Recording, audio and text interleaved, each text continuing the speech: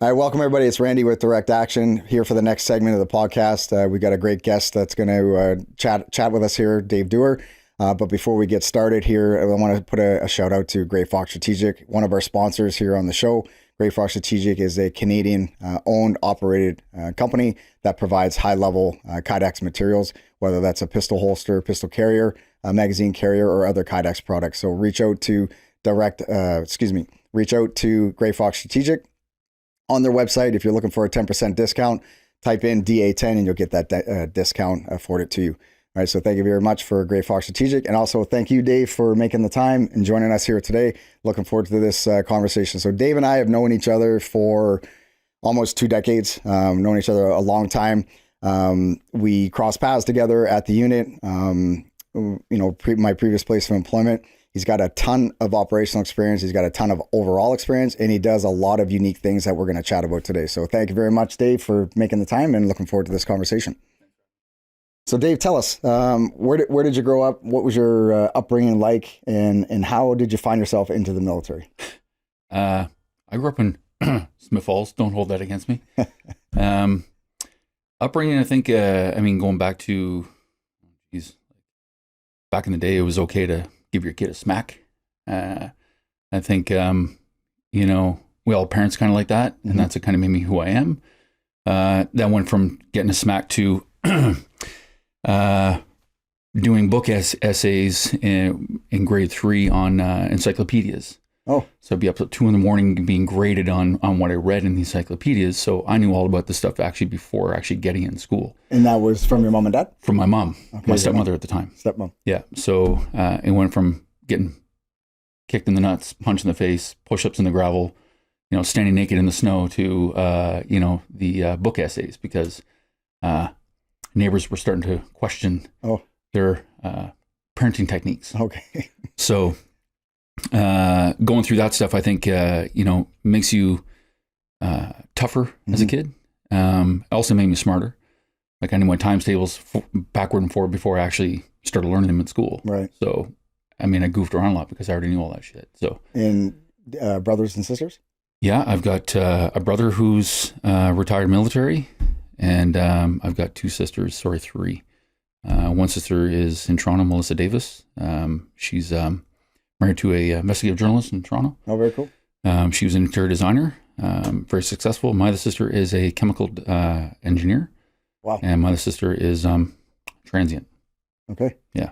Okay. So, yeah. So with your brothers and sisters, did they have a similar upbringing? Or no. So they're a little bit harder on you? Yeah. So my parents got married, and shortly after got divorced. And I was oops. Okay. For the marriage. So I lived with my mom for a while, and she was back and forth with different dudes, whatever. Wonderful woman, but just wasn't really there for me a lot. Mm-hmm. Used to drop me off at my dad's house. Eventually, my dad decided to take full custody of me. Okay. So being 7 years old, being in court, saying, yes, I want to be full custody of my dad, I didn't know any different. And because I was now in a family where they already had 2 of their own children, I was sort of that outcast, and my stepmother didn't like me. Okay. So I was kind of treated a lot different. And my brothers and sisters now realize, like, we heard you every night getting shit kicked. Really? So, yeah. And that was mostly from your stepmom? Most of my stepmom. Okay. Yeah. I don't hold it against her. What I look at that now is forgive, but you don't forget. Right. Right. But what did that do for me? Right. It made me stronger as a human being. Right. That could have went both ways. Mm-hmm. I could have been a complete crackhead, right, living downtown, blaming my upbringing, or use it as a stepping stone to get stronger. And that's what I did. There was nothing after that anybody could do to me to hurt me. You know what I mean? So, and it wasn't just that. It was like, I grew up in Smith Falls, so it's a pretty rough town. Right. You got to fight for your lunch money. You're fighting kids before you get on the bus. You're fighting kids at school. Yeah. So you grow up scrapping, and that's what you did. That's what I did. And, and do you remember, like at a young age? So you said you remember being in court at 7 years old. Yeah. And do you remember as a kid if there's any specific time or example where you clearly could have went on the opposite side of the tracks, but you chose to push through, persevere, and come out to be a good human being? Was there any instance of like groups of friends that you're hanging out with where it's like, man, I could probably do well breaking the law or what have you. Do you remember, like, was there a distinctive time in your early upbringing that you kind of had that fight internally? There was time between 7 and 11. I had a really good friend of mine, around Smith Falls. His dad was full HA. A ton of HA living around my area. So I used to hang out with him and I'd see that, but I didn't know any different. They go out with their bikes and they do burnouts down the road, just burning off tires. Sure. And of course I didn't know any different. I'd go and hang out with them and, we were good friends. And 11 years old is when I decided to fight back on my parents and I got shipped off to a foster home in Perth. Yeah. Shit. So I became a ward of the Crown until I was 18 with foster care. Okay. And literally didn't see my family for my dad or my mom. Geez, I didn't see my mom for years. Because I was a Crown ward in the institution, I guess, of child care. Wow. Yeah. So your foster family took you in? Foster family took me in. My got my first pocket knife when I was there. He actually treated me like a son. Yeah. He died at 50 years old of a heart attack, which destroyed me because I consider him my dad more than anybody else because play catch. But I grew up on a farm, so I went right from like living in Smith Falls, in like, the urban environment to farm life. Right. And I loved it because it was something to do. Right. Right. I just needed something to keep me busy. Right.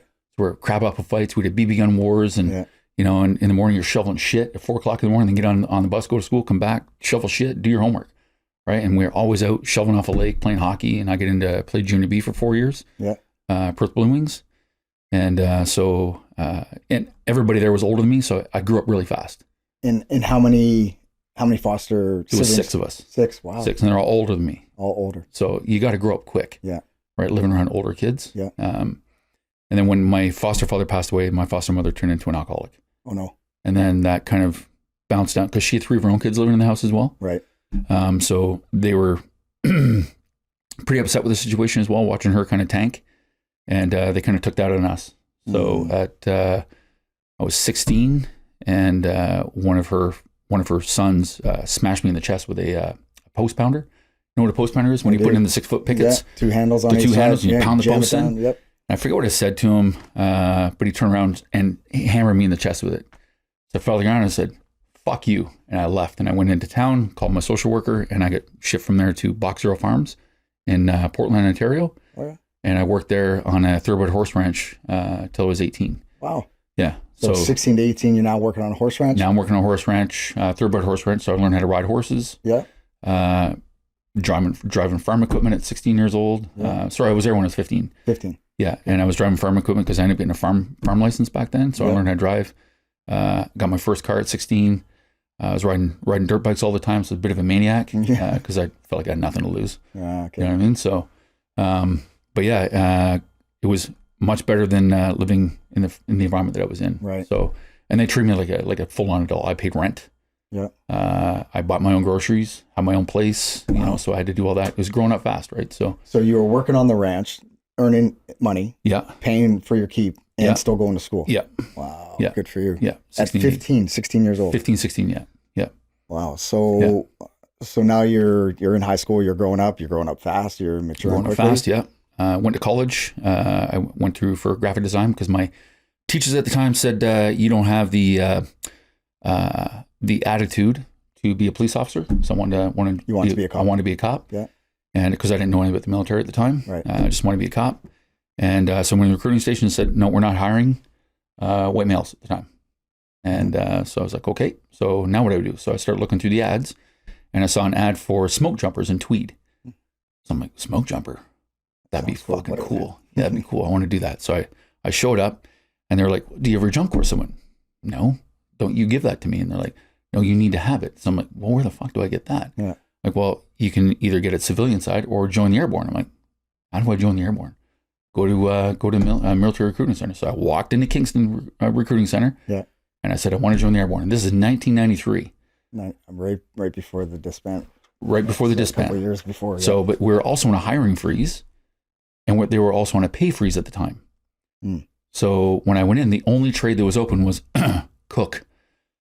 So I immediately was like, I'm not being a cook. So I turned around and walked in and he chased me at the door and he's like, hey, listen, we're now running reserve people through Cornwall. So you do a full 8 week. It's not on weekends. It's a full reg force basic training. So I'm like, okay. And he said, so if you do that, once infantry opens up, you can join infantry. And then from there, you join the airborne. I was like, okay, all right. So I'll do that. So I went through Cornwallis and became friends with the recruiter. So I was being a hooligan downtown. I was in fights and bars and shit. And we used to pick on the RMC guys all the time. I may have been thrown headfirst at a plate glass window a few times. I was a mouthy little fucker, but I can move. I was my roommate at the time was a Area 6 rude boy, Daniel Rodriguez, and he was he did a lot of Thai boxing, Muay Thai in Thailand. Yeah. And great cook, great Cantonese cook. So I said, teach me how to fight. He goes, okay, meet me out back. So I met him out back, and he shit kicked me. Yeah, right. So he goes, lesson 1. Learn how to take a shit kick, and tomorrow we start. I'm like, tomorrow we start? When do I get a chance to lick my wounds here? So yeah, I trained with him for about 3 years, and it was a lot of like, there was no pads back then. It was like, we had a cherry tree out back, so I'm kicking this cherry tree. Yeah. I'm doing rollers on my shins. Sure. I was rolling my forearms. I was all in. Yeah. I'm one of these guys, when I start something, I don't go half-ass. Yeah. I'm all in. I buy a dirt bike, I buy everything. Yeah. Right now I'm full in. So I went full in, but he also said, you don't, when I teach you this stuff, I don't want you going and getting into fights and bars unless someone picks a fight with you. So, and he said, if you do that, I'll shit kick you. Right on. Roger that. So he takes you under his wing. He's teaching you the art of Muay Thai, but he's also, he's mentoring you. He's mentoring me, yeah. And he still instructs us in Toronto. Really, really awesome dude. And I actually just reconnected with him. Like when I joined the military, I haven't spoken to him in like 30 years. So I reached out because a friend of mine told me, mentioned Daniel Rodriguez. I'm like, I fucking know him. Mm-hmm. But he trains with some guys, Max White, and these guys who are stunt guys, and they're big into Cali and Muay Thai. So we rekindled that connection. Good. Just haven't really met him yet. Just been over text because he's so busy. Yeah. And my schedule's all over the place right now. But so I joined the military, came back, and then I got a call for infantry, and it was to join PPCLI. Oh, right on. I didn't know anything about PPCLI. I didn't know the regiments. So sure. I asked, when is the basic training? And he said, you already did it. I'm like, yeah, but I'm a tune. I know how that works. Yeah. Right. I want to go through with basic training with everybody else. So he's like, all right. So I did basic training Cornwallis 2 years in a row. What? 2 years in a row. Wow. Yeah. Yeah. Okay. So, and I had the same instructor. So as he's reading it out, Master Bombardier Silvera is reading it out. Yeah. And he goes, recruit Dewar, looks up and he goes, what the fuck are you doing here? Again. I'm like, going through it again because I'm infantry now. And he's like, you're in my platoon. And so I mean, the way I looked at basic training was it's all a mind game, right? You're getting punished no matter what. Yeah. They're going to give you an excuse why they're punishing you, but you're fucking getting punished anyway. Sure. It doesn't matter. Yeah. And to push us me, I was a fucking machine back then, so I didn't really care. And it's interesting now where they don't, from what I understand anyway, is they don't offer reinforcement that anymore. No. There needs to be. I agree. I mean, how do you beat out the civilian out of somebody and turn them into a soldier? Or you have to have. I mean, I remember because I went through my. Sorry, I didn't mean to cut you off there. No, it's good. I went through my battle school training. It hadn't been run in like 15 years in Gagetown. So I switched from PPCLI to RCR, hoping I was going to be in Petawawa. Okay. I did my battle school training in Gagetown and was posted there for 3 fucking years. Oh, wow. Completely opposite of what I wanted. So I should have just went PPCLI to begin with. Yeah. But well, I mean, PPCLI, Vandu, RCR, geographically different, but the job is very similar. The guys are very similar, but geographically is the key. Right? Job's similar, but when you're in RCR, a lot of them are East Coast. They don't get out. Yeah. They're lifers. So the promotions are very, very slow. Fair. And if you leave to go and do anything else, they take it as a slap in the face that you left them. Okay. Right. Okay. Whereas PPCLI, they encourage it. Right. They want you to go. They want you to join task force too. They want, because it looks good on them that our guys came from there. RCR is like, you're going there? Okay. So we're not going to promote you because you chose to enjoy your career as opposed to further your career. Yeah. And that's the answer I got every time. And it's interesting, like even now when you hear about guys from different organizations, whether it's Air Force, Navy, Army, doesn't matter. Depending on the organization that they're part of, you have some of the chain of command that are very supportive and they want to see you do well because it's a representation of their unit. Yeah. But it's also helping the greater betterment of the Canadian Armed Forces. Yes. Where some chain of command will see it as, like you said, a bit of an insult. Why do you want to leave? Or maybe as a numbers thing, they don't want to lose a good guy. Right. And what I find interesting about those situations with guys that have shared their stories with me is, at the end of the day, this guy is motivated to do something other than where he is right now. It's not a bad thing. He's just hungry to do something else or motivated to try something else.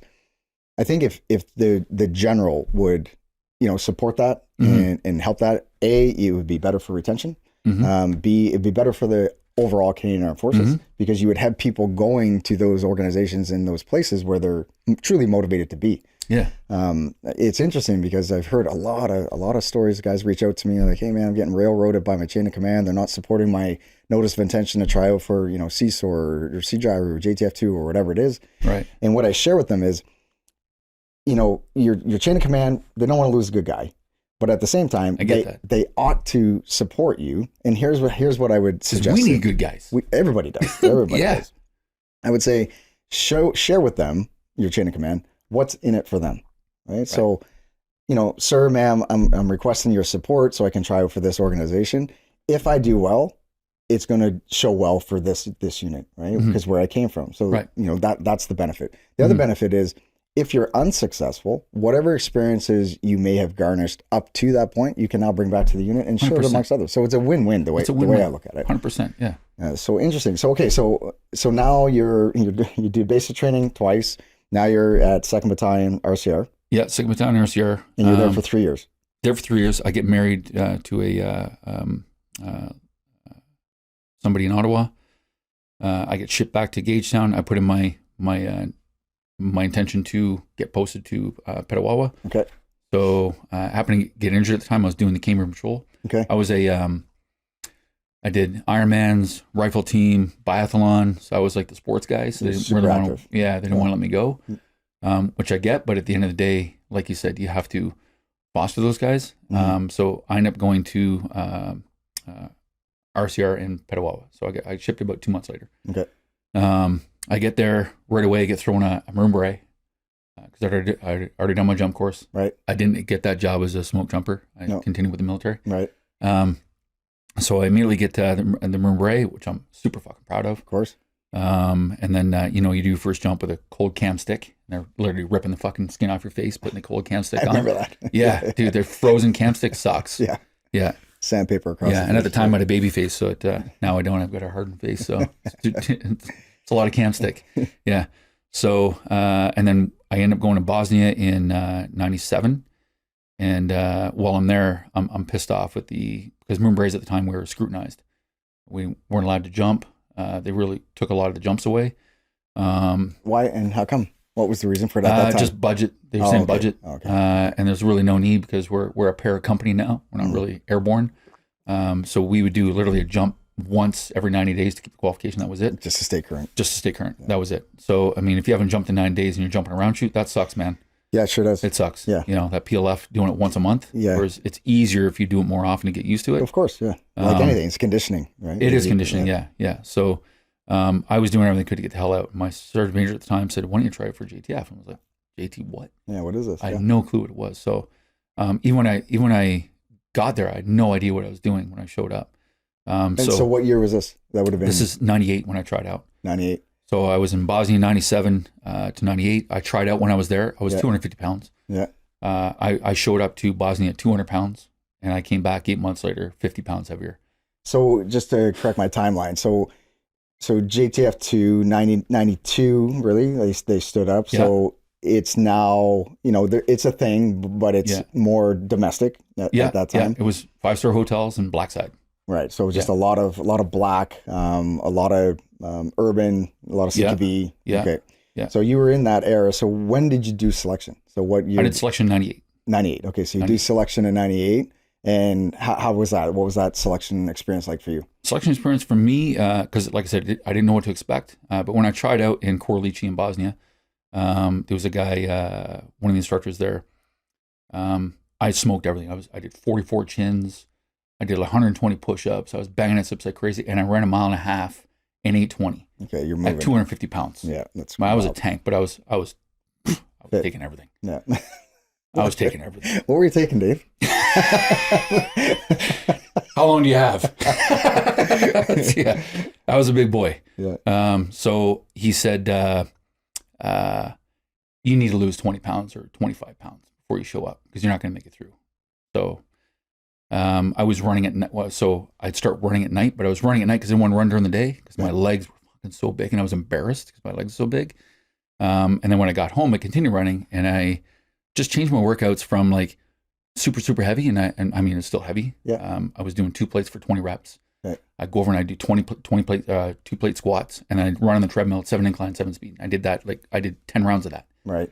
And that was my PT before showing up because I didn't know what to expect, but I knew I'm going to have strength and I'm going to have endurance. Yeah. I was one of these guys that could run because I grew up doing cross-country running, played hockey. Yeah. Right. So the endurance was there. You were always active in some sort of anaerobic capacity. Absolutely. Yeah, gotcha. Right. So, so when I showed up, I was keeping up with all these like skinnier guys. Mm-hmm. I did find it tough. It's not a gimme. Yeah. But for me, quitting has never been in my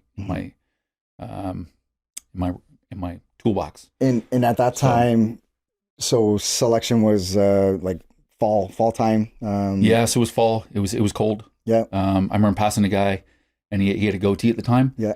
And it was just frost. Right. That's all I could see was frost. I was going this way, he was going that way. I'm like, ooh, he's behind. Yeah. Like, this is not good. So you get through selection, and then when do you get notification that you've been selected to go on to the course? I got notification about a month later. A month later? Yeah. Okay. Right. Selection course, and I started in August. Oh, so you had to wait a few months. I had to wait. Oh, okay. Yeah, Okay. Yeah. All right. So now you got basically 6 to 7 months before you're waiting for course to start. Yeah. And now you're in Petawawa. Yeah. So our course started at the hill actually. Okay. Because we did shooting, CQB, did all the black stuff, and then we did the green. Okay. Yeah, which was all in Petawawa. Okay, right on. And so you show up now. You get through selection. Now you show up on course, and then what was your first impression? So you're amongst how many roughly people were on course with you? I think there was about 20. 20? Yeah, maybe. I mean, roughly, my brain's not working the way it should. Oh, it's all good. Roughly. So roughly 20 people. Roughly 20. But as you're looking around, you're seeing a lot of fit dudes. Right, man. A lot of guys that are hungry to get it going. Yeah. And what was your first kind of gut feeling as you're there, you've been selected, and you're looking around at the room? Well, I was looking around at the room, and one guy kind of stuck out to me. And he's out now, so I'll say his name. Okay. He stuck out to me because he had a bit of a shit locker. Yeah. I'm like, what the fuck? How the hell did this guy make it here? Sure. We're all fit. So it opens up with a Cooper's test, which is a mile and a half run. Right. And he fucking cooked everybody on that run. Yeah. Crushed it. I'm like, motherfucker. Okay. Yeah. Yeah. So never judge a book by its cover. Fair. If you see one of those boys who's got shit like that, motherfucker move, and they're all fit. Sure. It just doesn't matter with the body type. And there's all kinds of body types. And you need all kinds of body types. Sure. Right? You need the big, the small, the short, fat. Yep. Right? Because the job is diverse. Right? Very. You do a lot of stuff. So Yep. you can't have a jack guy going to recruiting. No one's going to join. Interesting. Right? And I was asked, why do you not send me to recruiting drives? I'm like, look at you. Everyone's going to think they have to look like you to fucking join. And I think that stigma a little bit still exists. I think there's a lot of young men that think they need to be, 6 foot and 200 plus. I know. No. It's not the case. I would say probably. I'd say there's more shorter people there than there is tall. Well, yeah. Funny story. I mean, you're a tall guy, but. to a little person. It's funny, when I first got to the unit, they when I was with one of the squadrons introduced, they called our debt Club 5'4". Club 5'4". Club 5'4", because we had 6 dudes. I think the tallest guy was 5'6". We were all just shorties. But I would say, like, when I left the unit in 2019, the average would probably be 5'10", 180. Yep. That tends to be the body type demographic. But you're absolutely right. You see everything from shorter guys, taller guys. Guys my size there wasn't a lot of us. Right. So we end up being tagged as breachers. Okay. Right. So carry all the heavy shit, smash through stuff, send in the Kool-Aid man. Right. So. Yep. I remember that. I remember being introduced to some of the breachers were just savages, like just big, strong, capable dudes. And if there was a hole that needed to be created in a wall or a door, send those guys up and they would make it happen. Yeah. That was my job the whole time, was just smashing shit. So I'm really good at breaking shit. I suck at building anything. Yeah. So, like, walk us through the first couple of years of the unit. So now you get through the Special Operations Assaulter course. You're a badged assaulter. Yeah. Life is good. Life's good. Feeling good. And then shortly after that, life changed. So 2001 hit, and none of us knew what was at stake, what was coming. Yep. But we knew this is real. And you get the guys. Remember the old website Faces of Death? Yeah. You ever hear that? Yeah, I've heard of it. I don't know. Forgive me, I don't know much of it, but I've heard of it. Yeah. Okay, so guys were pulling up videos of like Russians chopping off Chechens' heads. Yeah. And so it's like, what are you doing watching that shit, dude? Like, that's just bad juju. Yeah. So, try to avoid, that stuff. And so we get there, and we end up landing in, Kandahar. Yeah. So it's the airfield there. There's no, like, hardly anybody. It's just the Marines. The Marines have seized that by the time we get there. And we were the third contingent on the ground. So this is shortly after. So 9/11 happens, and then flash to bang. 3 months later. 3 months. Okay. 3 months later. And we would have been there early, but we got held up because we couldn't fly over a certain country with our explosives at the time. Okay. So we got held for 2 weeks in Cyprus, which was a lot of fun because it's a nice. we're partying. It's our last days on Earth, right? It's a nice island. Yeah, it's a nice island. Yeah. So we hit the ground, and we're in 10-man tents for months. And SEALs start rolling in. 101st Rakistan rolls in. Marines roll out. I love the Marines because they give you the shirt off the back, even though we don't want, because they've been wearing it for 125 days. And they stink like shit. They're awesome. We had Tire Town, which is like, you don't want to take a shit in Tire Town during the day because the tire's so hot, it'd burn your ass. Okay. And then we have Rail City, and there was literally rail set up over a hole that you shit in. Yeah. And we had Rusted Bag Springs, which was like old mattresses that were kind of leaned up, and that's where you pissed. Right. Right. So all this is set up by the Marines because they didn't have the infrastructure to build latrines. Yeah. Right. And we're burning shit when we get there. We're burning shit in barrels. I remember that. Yeah. So very austere, very rough, very rugged. Very rugged, yeah. So, and at the time we had Oakleys. We're getting a hard time with the Oakleys because it was just LCF. Well, no, these provide ballistic protection. Right. So there ended up being an incident where we went out to do some testing. Okay. And one of the Green Beret fellows ate 10 sticks of C4. Oh, no. Because the non-L only went 10 feet. He said, go the full 10 feet because some of these go off at 1.8 seconds. Okay. So we're like, which ones are going off at 1.8 seconds? Because we got a pretty massive charge here. Right. And so we did this we all set up our charge, and it was a firing. And then, boom, we let her go. Right. So one of our guys clicks it, and we hear a boom, and he's like, fuck, and he starts running. He's thinking it's his charge. And I've never seen this man move so fast. He jumped over a 4-foot wall and landed on the other side of that wall. And I was laughing because I look up, it's not ours, but we heard the boom go off. Right. And the guy that told us, be careful because some of these deaths go off 1.8 seconds, right, was the same guy that ate it. But they were building like honeycomb cardboard, right, and just putting sticks of C4 in it all the way around. Well, and it's not tamped. It's about that far off the wall. So right, the hole that would barely a hole through the wall, and it was about that big. So, but he's on his back, combat's ripped off, and the only thing left was the actual lens on his face. No way. The frames were gone. Yeah. And seemed to be a good opportunity, right? It's the humor in face of adversity. Again, we start laughing because he's talking, he's joking. He's okay. He's okay. And then we're testing their QRF response for medical evac and stuff to see how fast that was. Really good. Yeah. Instead of the old Tarnac farm. Mm-hmm. So we took a photo of him because we were going to send it back to our headquarters. See, they work, right? Because we took them off, and it was literally a line around his face with the Oakley lens. Yeah, so we're like, woohoo, these things work. Being given a hard time for wearing Oakleys because in some people's views, like, oh, you just want to look cool, but then now you have some validated evidence to support. Validated evidence that it works. They work, right? Yeah. So we didn't get a hard time after that, and coincidentally, Green Beret dudes all got Oakleys issued, right? As because they did the same thing, sent it back, and Oakleys getting issued. So. Really good time with those dudes. I love the Marines. They're awesome. Yeah, my experience working with them too, man. They're hard chargers. They are fucking hard chargers. They don't ask questions. They're being shot at. They shoot back. Yeah, they're Whereas great. The difference when 101st Rakistan rolled in, Marines rolled out. It was a sad day because it was NDs all the time. I never heard a single ND with Marines. I switched on. And they were living in pop tents, and it was windy. So when an aircraft came in and turned around, if they're not in it, their fucking pop tent's blowing up, and you see them doing the swastika across the fucking tarmac to catch their tent. And you just see them, they just drop in their shoulder shrug because we weren't allowed to leave the tarmac at the time because everything was mined outside that area. That's right. Yeah, I remember that. Yeah. So there was some limited spaces where you could very limited space. Yeah. Yeah. So I guess what we had heard, there was so many mines It ended up being 14,000 miles per square kilometer. That's a fucking ton. That's a lot. Yeah. Right. So I'd rather fight something I can see than something I can't see. Oh, right. man. And that was always a fear of stepping on something and coming home missing a leg. So that puts me to this. One of the guys used to play Metallica 1 before every op. That was his thing. Landmine has taken my sight, it's like, what are you listening to this for? Yeah. Right. So, and the only thing I didn't like about the Marines is they weren't, because we end up getting airlift with these guys. Mm-hmm. Sometimes they drop us about a click off our objective. Now we're humping across unknown territory. Yeah. In the dark.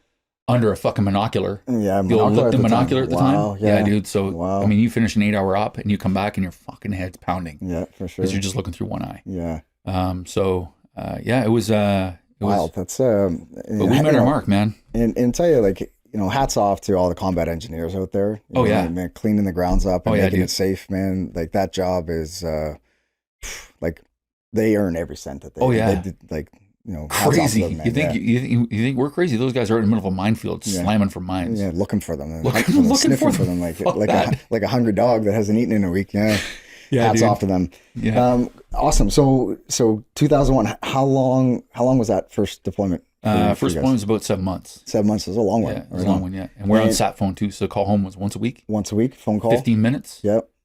Hey, how are you? Yep. I'm good. How are you? It was that kind of conversation. So it was really a 5-minute combo. Yeah, I'm good. I found that too. Like, even when we were there in 2002 with the conventional forces, we had a dedicated amount of time, and I think it was 10 minutes, maximum 10 minutes, and there was a lineup of people. Oh yeah. So like you respected that 10 minutes, and you try to engage in those conversations with whatever it is without giving too much away, but also making them not worry. Right. Yeah. It was. Right. That's the biggest thing is making them, tell them that everything's good. Everything's good. Yeah. Right. Everything's good. Yeah. I will contact you once a week. Yep. Get 15 minutes. We were lucky because we had our own sat phones. Right. Per det. So, we just kind of call whenever we had time. Yeah. But the internet was really bad because you're bouncing a satellite, and it was the same thing, right? It was satellite based. So you send an email and you wait literally 15 minutes for that email to send. Sometimes it wouldn't even send. Yeah. So I just ixnayed the emails at one point, and I just did the phone sat call. Once a week or whatever. Yeah. And so what were the operations like? I know, there's a very famous picture that was released in the early days, and it had some JTF2 assaulters pulling some detainees off the back of a chopper, it was awesome. And Josh and I have spoken about that picture for me personally was a very strong motivating factor to want to push forward towards JTF2. That picture, like, what are those guys doing? And how do I become part of that? But you were there. I was there. So let's get firsthand. I was on that op. Firsthand experience. I won't get into specifics of the op. Of course, yeah. But we were pulling any male over the age of 14 off, and we had FBI with us that would interrogate. And the zip tie, the bags over the head. That's when we came up with the puck kit. Yep. Person under custody. And give him a glow stick. I have be a funny story, maybe not funny story later on in my neighborhood. Sure. For Halloween, but I'm a little sadistic. Maybe I won't share that, but because I was a bit of an asshole. But I knew the joke. Yeah. And other guys knew the joke, so to us we were laughing. But anyway, so they get these puck kits, and then we transport them back. So that was some dudes bringing back detainees off the objective for that operation. And at the time, we were turning them over to U.S. military. So are you guys? We didn't have the capability to detain these people. Detain them, question them, and then take that information. That wasn't our job. Right. Okay. Our job is to detain them. FBI, they do their thing, and if CIA is there, they do their thing.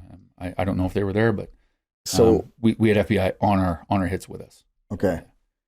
And in that time, are you guys getting most of your intelligence through the FBI and CIA, or do you have your own internal military intelligence that are supporting that as well? We had our own intel guy, and he was tied in with U.S. military, so that's when we kind of got our target packages through them. Okay. We were in a task force K-bar at the time. We were not K-bar, so we were not under TF11 or the Special Forces breed at the time.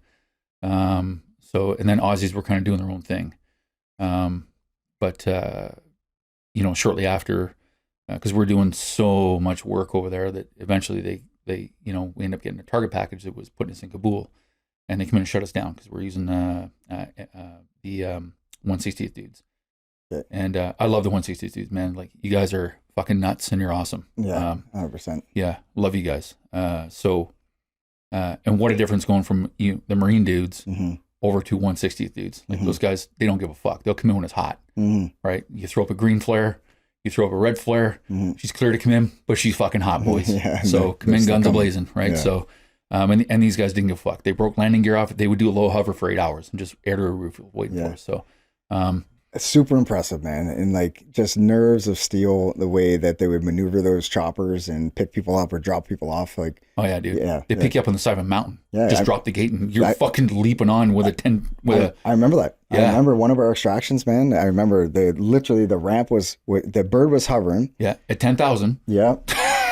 And that cliff, if you even misstep, you're going for a ride. And they would stick it. And the FEs in the back just screaming, let's go. The 50 cal gunners yelling, let's go. And you're trying to jump on that with a 140-pound rucksack. Man, you throw your rucksack on and they would just manhandle it like it was a bag of potatoes. And holy, it was awesome, man. Yeah. Good for you, man. So in that battle rhythm, you like the targets, for example, were you hitting like mud huts? Were you hitting compounds? Were you hitting caves? Was it a mixture? So we started off doing SSE, which is like, that's not us, man. Right. We're DA dudes. Right. So we started doing SSE because nobody knew what the fuck we were. Right.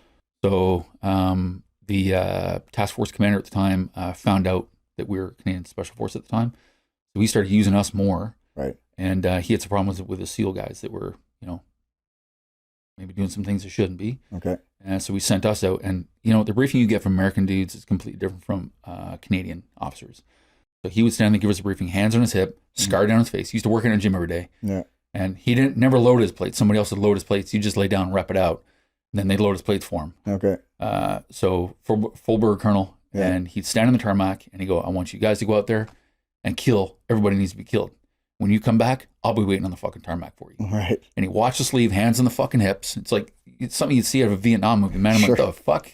We're in the Twilight Zone right now? Like, where'd you step out of, dude? Yeah. Like, so, and we come back and he'd be waiting on the tarmac for us every time. Right. So that photo that was taken, I'm going to go back to that for a second, because that photo was taken, we had Canadian journalists over there, and they were told specifically, do not take photos of Canadian military. Right. Specifically us. He snapped that photo, published it right away. So knee-jerk reaction now, because the government, that hit Parliament. That hit the news really fast. Right. What the fuck are our guys doing there? And how come we didn't know about this? Well, you did know. It was just a certain amount of people that knew. Right. And Chrétien was the Prime Minister at the time. Yeah. And I mean, I'm not a big liberal, but I am a Chrétien fan. Okay. That guy, if he take a pie in the face, he's coming at you full bore. Remember that? Yeah, I do. Yeah. He didn't give a fuck. He'll punch you in the face. So, hard charger. And we need another guy like that. But I'm going to get in politics. But anyway, awesome.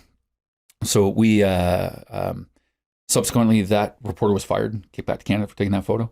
Right. And then the questions came out, what's happening with those detainees?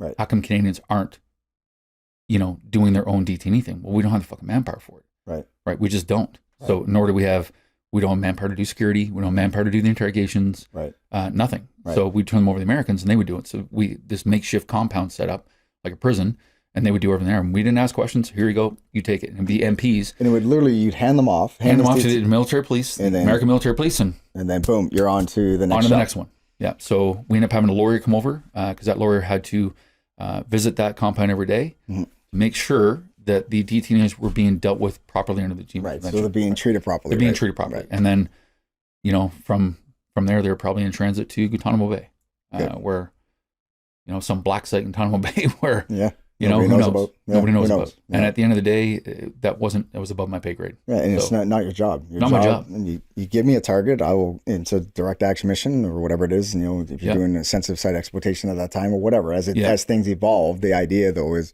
this is what I'm supposed to do. Yeah. If they're armed, they're dying. If they're unarmed, they're coming with us. They come with us, right? Yeah. So, man, I have a lot of. So that picture, we'll talk about that just for a second. So that picture, this journalist, he gets fired or whatever. He takes the picture, but in hindsight, now it's many, many years ago. Looking back, the positives from that, right? Like how it motivated a lot of people. Like, what is going on there? I want to know more. And how do I become part of it? Yeah. Right? Because what I recall during that time frame, between literally 2002 to like 2006, recruiting was through the roof. There were a lot of hard charging folks that were knocking down recruiters' doors and saying, "Hey, I want to get in on that action." Right. And we end up getting a lot of good dudes out of that. Yeah. So like that one picture, people can cast shade if they want, but that was the catalyst to a lot of positive things. Yeah, no. I 100% agree. Yeah. Because the door was knocking all the time and we just could not keep up with the amount of people trying to come in. It's amazing. Which is good. Yeah, and it is. It blew us up. Yeah. So, we end up coming back and the unit looked different after you're gone for 7 months. And I had a beard down to here. I had long hair, beach hair. Sure. I had a wicked fucking tan. I'm walking in, people are like, "Who the fuck are you?" I'm like, "Who the fuck are you?" Right? I'm being ID'd walking through the gym. I was like, "Seriously?" Yeah. Dude, I'm not Taliban, motherfucker. Like, I work here. So it's one of those questions. And so we all came back with our beards. Yeah. And then the next roto had to shave before they came back. Oh, yeah? Yeah, because it looked ragtag. We looked so ragtag when we came back. Yeah, okay. So we were forced to shave. And I rocking that beard. I didn't even think I'd grow a beard when I got there. Yeah. And I started growing this beard, and the only part that didn't grow in was right here, but I had this fucking massive beard. I'm like, holy shit, I can grow a beard. When I went through Cornwallis, I was like 20. Yeah. I didn't have armpit hair, for fuck's sake. It was like, it's a Scandinavian to me, but. So after that tour, so 7 months later, you come back home, and then what did the battle rhythm look like for the next potentially year? So were you guys breaking into rotations at that point? Yeah, breaking rotations at that point, yeah. Okay, so you have a team that's worked up. But we're still other operations going on too. Okay. Between there, right? So, So I was back in 2004 on a close protection. Okay. For General Hillier at the time. Right on. So that was, and then while we're over there, we see these dudes driving around in black Humvees with these big antennas, but they had like feathers and shit hanging off. What the fuck? Who's this? Yeah. Were you there for that? Do you remember that? I remember them, but you remember them? Yeah. So was that the guys from? That was Hermit Karzai's detail. Okay. They were private contractors. Right. A lot of them were like ex-SEALs, ex-Delta. They're making $1,500 US a day. I'm like, oh, fuck, because at the time we were paying $62,000 a year. Right. So going over doing the job, running and gunning for 7 months, you don't know if you're gonna fucking die, making $62,000 a year. Yeah. Meanwhile, our counterparts are making double that. Yeah. Right. So our argument was, and overseas pay at the time. If you were in Germany for 10 years, all that counted as your overseas pay. Whereas my only rotation before that was Bosnia. Right. So I wasn't getting the amount of cash that these guys were getting for their overseas tour pay. Right. So you're making $62,000 a year running and gunning. You come back, it's like, well, it's not about the money. Yeah. But the money's going to fucking help. Yeah. You know what I mean? Like, yeah.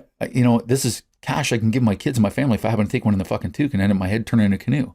Right? So this is 2004 when you're there doing a close protection detail. Yeah. And then you get exposure to this. You get chatting with these guys and like, whoa, these guys are making some serious cash as private contractors. So what did that do for you? What that did for the unit? Yeah. So what was 25 to 30 of us put a release in. Wow. Because Iraq spun up during that time. That's right. We spent a year budget and 6 months training for Iraq and then got shut down. That pissed a lot of guys off because we were actually had our AORs picked out with Task Force 11. We were working with Delta, working with SEALs. It was a win-win. Yeah. Because Afghanistan put us on the map. Yeah. Right. That nobody knew who the fuck we were until we got there and we're doing all this good work. I remember. And then boom, who the hell are you guys? And then okay, come join us. So it was like for us, it was like that put us where we wanted to be as our unit. So I remember I was on course in 2004. Yeah. And I remember, guys were busy working up for Iraq and we were on course. So obviously we're very invested in course, not really aware of what's going on from the unit perspective because we're not part of the unit yet. We're just on course. Yeah. But I remember, seeing guys coming and going and listening to the conversations and stuff. Pretty exciting time because Afghanistan was full throttle. Potential of Iraq kicking off. So now we have two, kinetic, dynamic, operations, lines of operation that would be kicking off. So we knew we were pretty confident.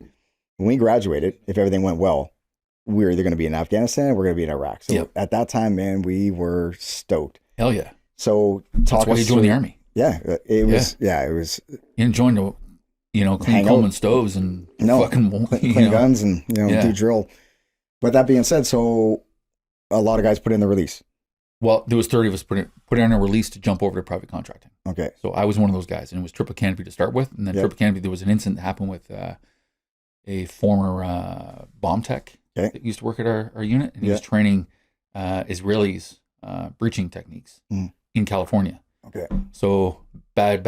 He got thrown in jail for it, and then they shut down any training for foreign military or foreigners on U.S. soil. So that shut us down for Trip Canada because we had to go through their process for private contracting. Okay. Go through their school, I guess, per se. So I ended up jumping out with Global Risk Strategies. Okay. And up in Afghanistan again, working at the U.S. Embassy, what they call the CAF, so compound across from the embassy. Okay. Cafe. Yeah. Cleverly named. Yeah. But they owned both sides of the road, so they own that road. So I was basically security for the road, and I met a lot of like good dudes. I met a lot of fucking weird dudes. The private contracting thing for me was a big opener. Okay. Because at the unit we can get away with saying, you know, in the middle of a no group, say that's fucking bullshit. Yeah. Right. You can get away with it because you can't be fired. It's bullshit, but have a fucking an answer for it, right? Have a solution for saying it's bullshit, right? Yeah. If you're going to say something's bullshit, have a solution. Don't just say it's bullshit and then leave it at that. So, and I also agree too, like there's a way to push back and challenge something, 100%. but in a respectful manner, right? Like I wasn't so respectful when I was younger. And there's an element of maturity that all of us go through. When you're 24, 25, 26 years old, we sometimes speak with emotions without a, intellectual response. Right. But I truly believe there's a way to push back and hold your ground on something. But I agree with you 100% to say something that is, bullshit with no solution to make it, less bullshit. Yeah. Like have a solution. It's got to go hand in hand. So back in 2016, I was able to start working with Kydex, and the reason I wanted to start working with Kydex was because I was a left-handed shooter. Finding left-handed gear was extremely hard, so I just put two and two together, started working with Kydex, making left-handed holsters for myself. From there, quote-unquote, refined my process. Started making gear for buddies that were cops in military, and it literally snowballed from there. Everything that we do is handmade by shooters for shooters, and there's a lot of other Kydex companies out there, and they are also for shooters by shooters. But we take the time and we care about what we do, and I think that shows in our products. Like working here, this is our home. We brought it from home and we created a home. Our kids have worked here, so this is our home. I jumped out and quickly realized that I can't. My nickname at the time was DD.5.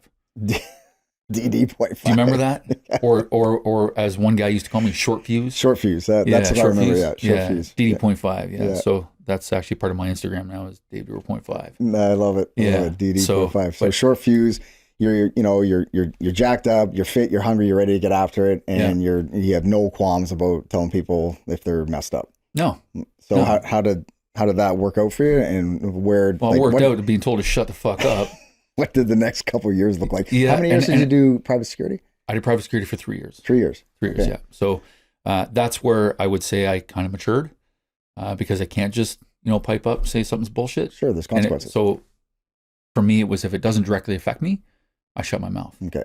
Right. So, because it's corporate world out there, right? If you're that guy chucking bricks in the water and creating waves all the time, it's really easy to fire you. Yeah, it's really easy to replace you with somebody else. Here's your plane ticket, fuck off, right? Yep. And then private contracting world, everybody knows everybody, right? So if I try to jump on another contract, they're going to go, no, you don't want to hire that guy. Yeah. Right. Yeah. He's one of these tier 1 prima donna guys that doesn't keep his mouth shut, right? So, and we had that reputation. Right. Every tier 1 unit has a reputation being, the tier 1 prima donna guy, right? Like, something doesn't go my way, I'm going to fucking tell you, no, we're not doing it that way. We're doing it this way because of these reasons. We always give a solution, but they don't like to hear that, right? Some guys don't want to hear the solution. Yeah. They want to do it their way. Well, there's obviously a better way, and that's the way we operate at the Hill, right? As a deck commander, you have your way of doing things, but I'm always open to another way of doing it, right? Sure. Yeah. Right? And if you've been there 10 fucking years, you tried these other ways, new guy comes in and goes, oh, I tried that way. We've done it like that before, exactly, right? Yeah. So this is why we're doing it this way, because it's been tried and tested. That's why we don't do it right. Right. So you learn as you go, but when you're young, basically my first year at the unit, I kept my mouth shut. Yeah. To the point where I was told, why the fuck aren't you saying it as a breacher? I was being told, you need to say something. We need to know what the fuck is up front. And I'm like, I got told by this great big French guy, super fucking aggressive, told me, shut your fucking mouth, new guy. I don't want to hear a fucking thing from you. It's like, okay, I'll keep my mouth shut, right? So for a year, I kept my mouth shut. And then after, once you start learning things, like the whole year when you're done selection and you're done your SOSC, you're still learning because shit changes. By the time I finished my SOSC, everything changed. All the tactics changed, the shootings changed. I did my shooting course was taped up front sights, shoot instinctive. Yeah. right? Yeah. I'm shooting with no sights. Yeah. It's instinctive. Well, how does that make sense in any world? Yeah. Right. But that's how we did it, because that's how RCMP taught it. Right. Right. So things evolve, things change, and we're always evolving, looking for the best thing, bringing the best guys in to show us and teach us. And that's how we become better. We do exchanges. Yeah. How are you guys doing things? Great. We bring that back. Mm-hmm. I think we're the type of unit that to go off and do these things and learn from that, and then create our own system from that, right? That's better. It ends up being better. I agree, man. Very, very adaptive, but very forward thinking, where guys will take maybe just one little small nugget and then they unique or, kind of create the authenticity of, well, now we see this thing, whatever that skill or that piece of tech is or whatever. Yeah. Now, how do we make it our own? And I think it's pretty unique. And did you know that we actually have an IQ portion of our selection? I do. Yeah. How I got there, I don't know. Yeah, Me either. I don't know. Yeah. Maybe because I'm a funny guy. Well, I'm not a funny guy. I'm great looking. I don't know. Who knows? Who knows? Yeah. But the IQ piece is, I find it really interesting. Very interesting. Yeah. So that's being also looked at by other units. We are also dubbed as one of the most intelligent special forces units out there. Right. Which I'd heard that from other guys. Right. I actually heard it from I was on Terminalist a couple weeks ago, and one of the guys saying he actually brought that up. Yeah. So that's spread around. So, and I don't know what the IQ is for us to get through. I'm not sure. 120 and up. Yeah, I know they have the algorithms, they have the standards in place, whatever that is. It's interesting that they put a lot of weight on that, and, in turning, because that guy can finish selection. Dude, you can put your head down and finish.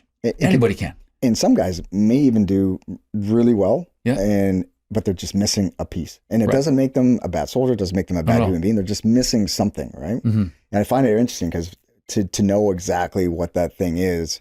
And you don't know as a student. You have no clue being tested. You're just doing as you're told. Do as you're told and put the best foot forward. It's really unique. It's interesting. Yeah. Okay, so let's come back for a sec. So you do 3 years of private contracting, pretty good experience overall. I ended up in Iraq. Okay. Yeah. So I saw a YouTube video come out of a hit on Route Irish, where some dudes got killed, and the company was Edinburgh Risk at the time. Okay. So being the sadistic fuck that I am, I threw my resume in. I said, given the recent publicity for your company, I think you're short a few guys, and here's my resume. That's how I prefaced it. So I ended up doing an interview over the phone, and I got hired. Nice. So I ended up working for Edinburgh Risk. 2 weeks later, I'm in Iraq. It would happen that fast. My resume is not over yet. So I was told by a British SAS guy that came to our unit, and he was teaching us brake contacts, and he said, I don't care how good you are at CQB, everywhere around the world, you are judged off your brake contacts. I'm like, bullshit. Should be judged off CQB. And he goes, you're judged off your brake contacts. So when I get there, I get thrown a gun, get thrown on my body or my helmet, and I'm trying to say hi to these guys and the Australian guys, and they're all crossed arms. No one's talking to me, not saying a word. I'm like, oh, fuck. Mm-hmm. It's going to be a long rotation, man, working with you guys if you don't want to talk to me. Yeah. But my resume wasn't over yet. My tryout wasn't over yet. So we got thrown out onto a brake contact range, and we do brake contact. And when I'm done, I turn around, and I was there with a couple of the guys. A few other unit guys. So we finish a brake contact and turn around, and they're recording. They videotape the whole thing, and then turn around. They're looking at it, close it up. G'day, mate. My name's Tookie. G'day, mate. My name's Shane. And just became friends after that. And I stayed in the contract for 3 years. So you got to prove it. You got to prove your worth. You had to prove your worth and to prove yourself, because guys, it's easy to say one thing, right? Have a resume that says, "Hey, I'm JTF," right? Versus actually backing it up, right? And the other thing is, I'm not representing myself when I go over there. I'm representing the fucking unit. So if I'm a shitbag, I'm that asshole that's always fucking, piping up, doing something stupid, or saying something stupid. That reflects on the unit, because a lot of these guys got back in their units and ended up working with our boys and said, "Hey, do you know Dave Dewar?" So it gets around, right? So, and if I was that asshole, small community, man, it's a very small community, right? People don't understand that. If you're going to go out there and say that you're, JTF, you need to specify what you did. That's right. Because there's a difference. It's very different. Right. Yeah. So, and I catch a lot of that even in this industry. Guys saying that they're special forces. Okay. Yeah. Okay. What'd you do? Yeah. Right. And it's very easy for me to find out. Right. Yeah. a lot of guys that are out, a lot of guys still connected, Yep. and just have to ask one of the guys that was in 1993, Yeah. and he'll know if you're in or not, right? Yeah. Fair. So, so I did that for 3 years. Yeah. I quit 3 times. What do you mean you quit? I quit private contracting 3 okay. times. Okay, so you took small breaks. No, I'd actually quit. I'm done. I'm done. Like Okay. risk versus reward. Yeah. We're being thumped all the time. My first week there, we roll high vis, right? Guns up top, Yeah. top gunner. Yeah. And we roll and we don't stop. We block traffic. We hammer cars. Stay the fuck out of the way. Don't cut in our convoy. You're going to get crushed. Mhm.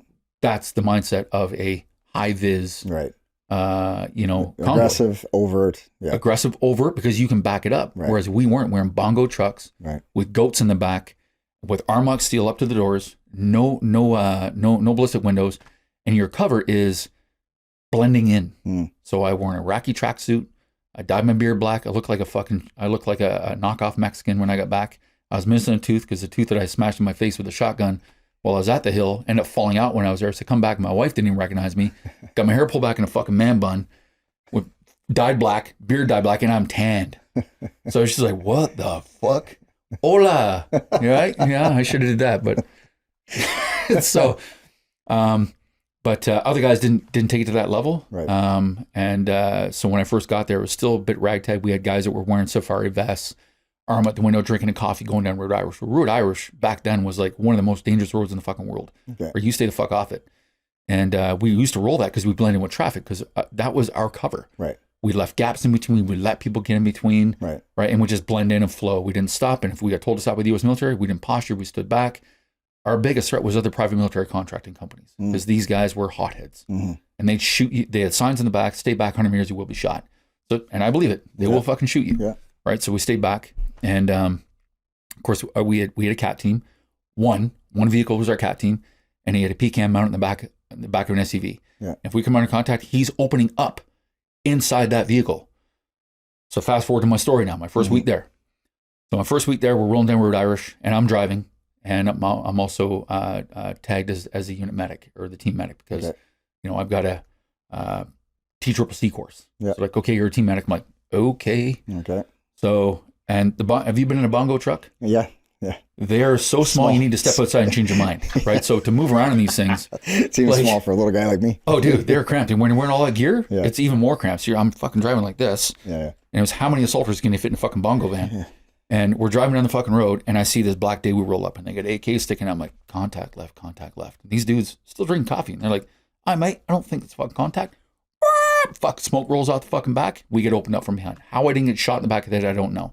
Because they didn't see the other guys behind us. They just saw us. Right. Well, they actually saw Buddy with a coffee mug and his fucking safari vest on, which screams private contractor or military, right? Sure. So blending in, we were, but nobody else playing the game, right? Oh. Everyone has to be full regalia. Yeah. So I love that word, full regalia. So sounds funny, right? So we had opened up. I don't know how I didn't get fucking hit. Nobody got hit except for my TL at the time. So the round ricocheted off the inside, cut him in the side of the head. Oh, wow. And he's fucking screaming, I'm hit, I'm hit. I look over. He's now spinning across my lap with an FN. I'm driving. Vehicle's small. He spins around, blood spraying all over the fucking inside the window. I'm like, motherfucker, I can't see anything. I'm trying to keep it straight. I don't know what the fuck cars are in front. Sure. So I'm trying to lean forward. I go to lean forward. He drops the FN in front of me and starts fucking dumping rounds because now it came up beside us to fucking hit us. Right. So he's shooting in front of my face with an FN. The flash off that, because he had a short barrel on it. Yeah. I can't see. I can't hear. PCAM opens up from the fucking back, says thump, thump, thump, thump, thump from the inside of the fucking car. I'm like, what the fuck? It's that concussion? Yeah. It's like almost like being hit with overpressure. Sure. There was just so much, so I couldn't hear. My head's ringing. Yeah. So finally, when he stops and he's fucking calmed down, he's fucking trying to patch this shit up. Yeah. I'm wiping. He's talking to me. I can't hear him. He's telling me to reverse out, to back up, to go back to the camp. I can't hear him. I'm still driving. Yeah. I look in the mirror and I see the other guys are turning around. I'm like, oh, okay. So I guess they're turning around. I look over and he's fucking, and I'm trying to read his mouth. I'm like, okay. Yeah. So I'm trying to turn around for fucking 2 days. I couldn't fucking hear. It was just like, Wow. So a bit of after action on that. We fired those guys off the contract because you're a bunch of fucking knuckleheads. Yeah. And they refused to wear body armor, refused to not wear the safari vest. So they were fucking shit. They were shit canned. And we ended up pulling in another couple of our guys. Ended up being a Canadian and a Australian SAS contract. Cool. So after that happened, our project manager at the time, he kind of rewrote the contract to say it had to be tier 1 only, which is great for us because managers are working with tier 1 dudes. So I did that for 3 years. Higher quality guys in there, think the same. Yeah. Mick Donaldson was amazing. He's a ex-SAS guy. He's a good dude. I had a great time, man. It was tough leaving. I left a few times, and then I ended up coming back to replace a guy that kind of would leave.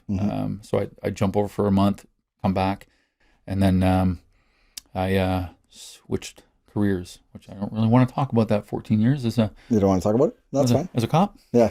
You want to talk about it?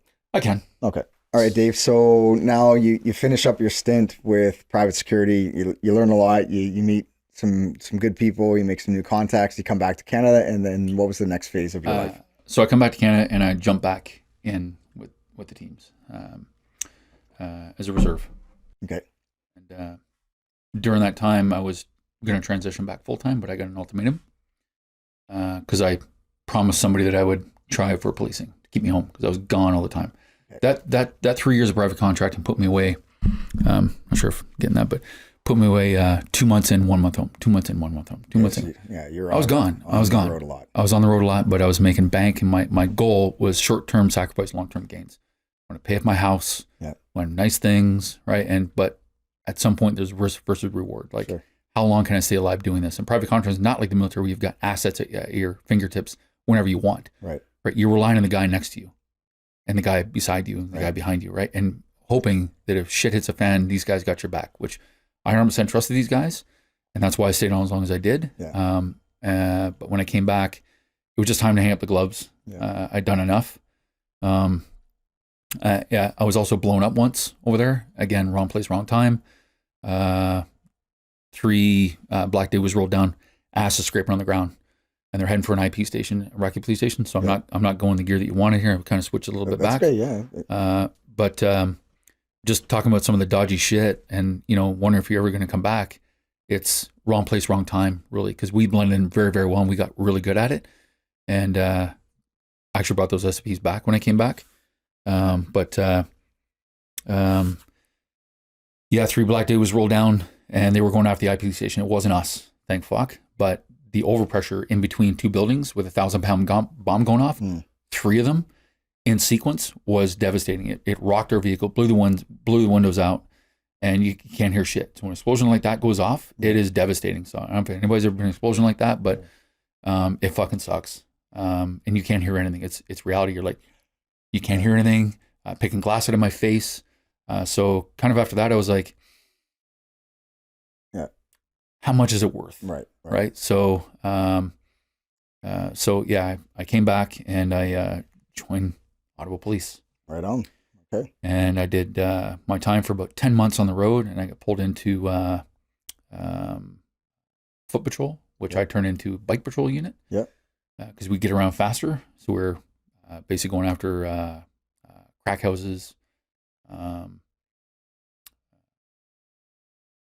giving bad guys a hard time, which is a lot of fun, kind of being let out on your own, not answering to a box. Yeah. When that box in the car goes ding, you have to answer to call. Right. We didn't have to. We created all of our own calls and got to know everybody. Right. So part of that was a lot of community policing, and coming from my background, I have nothing to prove. Right. So a lot of youth organization downtown. A lot of those kids are, they're homeless. Some of them come from military backgrounds where they didn't want to deal with the rules of their parents, standing by the bed doing a white glove test. Right. I'm like, they did that? And he's like, yeah, I had to stand my foot in my bed at 6 o'clock in the morning, and my bed had to be made, clothes had to be folded, and it was a white glove test. I'm like, dude, that's messed up. Like, I would never do that to my kids because I'm a different mindset. But it's still a reason to be on the street. Right. Right. So, and I bumped into this one kid named Zach, and he's a rich kid. Both his parents are principals. Okay. And he just refused to abide by the rules. And I was like, okay, well, and I said, well, dude, like, I'm sure you get along with these kids, but why don't you go home? You've got 2 loving parents that are fucking loaded, right? Just abide by the fucking rules, man, and go to school. Yeah. And he's like, well, yeah, my mom just called me the other day and said she'd give me a Dodge Charger if I come home. And I go, what the fuck are you waiting for? Give me your phone. What's your mom's number? So I call his mom, and I'm like, Zach wants to come home right now. And she's like, who is this? I'm like, it's Constable Dewar with the Auto Police Service. I'm standing here with your son right now. He wants to come home. So she showed up, picked him up. He showed up 3 days later with the Dodge Charger. And he thanked me. Oh, wow. Yeah. So it's you know, there's some gratifying parts to that. Sure, And absolutely. I would actually go down on my own time to the YSB, the Youth Service Bureau, Yeah. in civilian clothing, because a lot of kids don't like cops. Well, I end up building such a rapport with these kids that they would, I just sit around and shoot shit with them Man, that's and talk. Yeah, And, that's good stuff. you know, there was respect that way. I mean, I remember my partner at the time, because we rolled two of us, and I was dealing with somebody that ran red light and almost smoked this lady with her child pushing a baby carriage. So I chased it down on foot, and I catch him. The only day I'd actually wrote my partner's radio number down. So dispatch comes over and says, well, officer with radio number, blah, blah, blah, 1019. What's your location?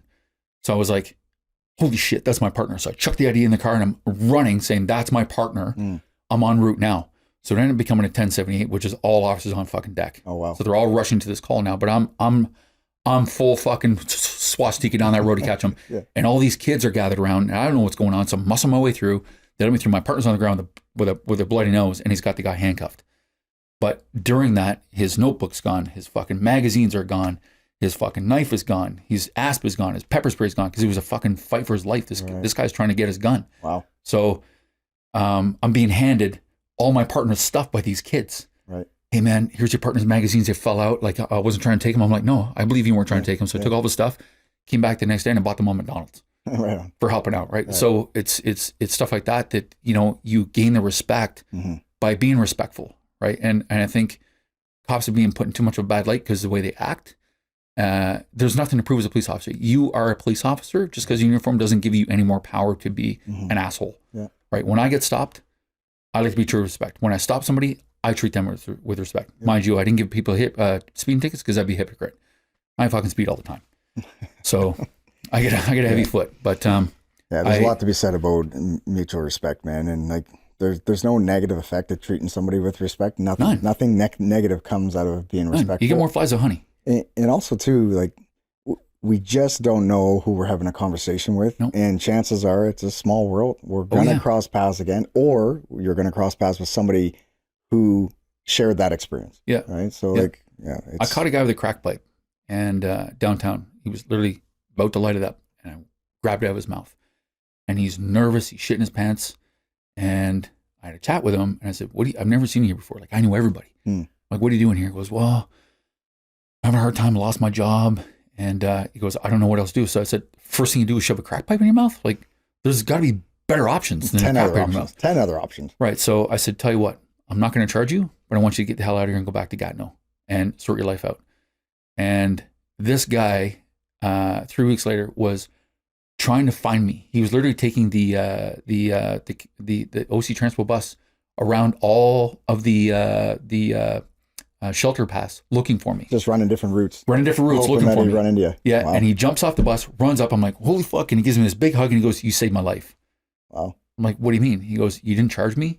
I turned my life around because of that. And he's like, just want to thank you for it. Wow. So again, little things you do impact a lot. Yeah. Sometimes we don't know the ripple effect. You know, yeah. You know. So stuff like that just makes you feel good about what you do. And then, yeah, absolutely. And then I get into undercover work. I did that for about 7 years, buying drugs. So now I'm on the other side. I'm hanging out in the shelters. So I go from busting guys to being one of the guys. Yeah. So dirty beard, cane, walking with a fucking rock in my shoe so I didn't forget to limp. Sure. And I was nervous because all these guys knew me before. So how do I blend in? Yeah. Right? And I'm a big dude. Yeah. I was 230 at the time. Yeah. So I wore 2 winter coats. I wore winter pants. Well, I'm talking July. Yeah. So talk about swass at the end of the day, walking around doing this, right? And I just felt so gross. But I'm going down buying dope off these guys, and then I'm not after the drug user. I'm after the drug dealers, right? So I try to, we try to cultivate sources and stuff like that to, get the root of the problem. That's right. But in the process, these guys end up, being charged with possession of a narcotic. Right. And that's just a ripple effect of it. But there's a means to why we do what we do. But yeah, that was my, I ended up topping my undercover course down in Ontario Police College. They thought I was going to be a one-trick pony because of my size, just buying steroids and designer drugs because of my size, and realized, holy shit, like I kept my clothes. I used to piss on my pants and dump beer in my pants, leave them in the sun, let them dry. And I take them from that and I throw them in a garbage bag so they festered. And I put those on. I was like, putting my clothes on. I did that on course and I jump in the back of the SUV and they're like, what the fuck is that smell? I'm like, it's me maybe? You're all in. But I was so immune to it. And they're like, get the fuck out. We're going to have to pay an extra charge to clean this vehicle, you stinky bastard. So I get out and I'm walking downtown Toronto buying dope. And they're like, holy shit. And I walk with my cane and I got the cane off Robbie Cressman because I ended up getting robbed but at knife point because I was calling this chick some choice words because she didn't get my money back. So as a street person, they're working all day to get $20, right? They're panhandling, they're doing whatever they can. Some of them smash windows and steal GPSs, right? They're working for that money, and it takes all day sometimes to get $10. So for me to hand a 20 over and just go, oh, okay, you're not giving me, don't walk away, it screams cop. Right. So I argued with her. I'm like, give me the fucking money back. Give me the fucking money back. Right. And this guy pulls a knife out and he goes, you don't get out of here, I'm going to shiv you. Another knife comes out. I'm like, okay, all right. So I start walking away and I'm still calling her names. And he goes, say that one more time, I'm going to fucking cut your throat. So I waited till I passed one of our undercover dudes, past his car, and I yelled out again. And I want this fucker to chase me. I'm going to go around the corner. I'm going to fucking throttle this guy. He was going to be full on. But he ended up stopping him in between it. It never happened. But so Robbie happened to give me a call at 11 o'clock at night. And he lives in Barrie. And I told him the story. He goes, do you have a cane? I went, no. And he goes, how late do you want to stay up? I'm like, dude, you don't need to drive down. He ended up at my house at 2 a.m, showed me cane techniques and how to use that cane. And I was like, awesome. So I carried that thing. It was my Uzi, man. I carried around everything I did. Yeah, the great thing was about a cane is you can get on a plane with that sucker. Yeah, you can go anywhere with a cane. Man, there's a lot of tools that can be used as improvised devices, and like anything, if you train it and you get proficient with it, and like I'll turn this microphone into a proper tool if needed. Yeah, absolutely. So that was my tool, and I use that all the time because it gives you this kind of pitiful look, but it's also a good tool to use if you get in a jam, right? Sure. Just cross-check somebody is enough to get them away from you. Yeah. So I carried that sucker around with me everywhere. And then I went from that to computer forensics. Oh, right on. Yeah, which was a wide variety of dude. mix. Yeah, so I went from buying drugs, being a thug, buying guns, and buying drugs and doing extortions to computer forensics, which raised eyebrows if you guys like, how are you smart enough to be a computer forensics guy? And it's like, you don't know us very well, do you? We're very well adapt. We can adapt to anything, and we're smart. Yeah. So I aced my test. I ended up in the unit, and I did that for 3 years. But most of that was looking at child pornography every day, and that wears on you. Yeah. Right. So I left that, and I went to our professional development center, which is teaching guys how to shoot, unarmed combat, that sort of thing. And that kind of pissed me off because again, we come in with a certain set of expectations and skills that we can bring to the table. And hey, why don't we do this? Why don't we do that? Why are we talking for 45 minutes about shooting when you should be shooting? Right. Because people learn from doing, not from talking. Right. And I just sit in the back as when the instructor's waiting and you can see the screensaver come on. Right. So it's like, you're not doing anything right now. The students aren't learning from the talking. They learn from getting on the tools and working the tools. How do we learn? Yeah. We learn by watching and learning that way. And by doing I'm a very visual learner, where some people aren't. They need to be explained how to do it. I get that. Yeah. But getting on the tools works. And so we said, can we run this? And it was me and a guy named Chuck Giocondisi. Yeah, great dude. Great dude. Awesome dude. We're very much alike. I didn't realize how alike we were, which is kind of scary. He's a hard charger, man. He is. He's a beauty, man. Yeah, he's a fucking beauty. So we worked together and we literally had the class done in 45 minutes. And everybody's like, holy shit, that's the best shooting package we ever did. Amazing. And we were not allowed to do it again because the time was not long enough. Like it comes down to time, not the quality. Yeah. So it ended up being quantity versus quality. Gotcha. So we got sacked from doing that, and I was like, you know what? At the time I was doing stunt work in between. Yeah. And I decided to make the leap. Yeah. So I jumped out of that and went full on into stunt work. Right on. And becoming a stuntman, and jumped. That's what's keeping you busy now. That's keeping me busy now. Yeah. Amazing. So how many years did you do with the OPS? 14. 14. Good for you. 14. Good for you. Yeah. Wow, that's good. Yeah. And now Dave the Stuntman. Dave the Stuntman and actor. So how did that happen? When you say you jumped into the stunt work, like how does that work? Is it like an application process, like anything? No. So it's not what you know, it's not who you know, it's who knows you. Okay. So I ended up meeting a guy, Neil Davison, who's a very talented stunt performer. He's now a stunt coordinator. He helped me get my start. I met him at the Hill, actually. He was teaching Robbie Cressman the face wash pinchy stuff. Yeah.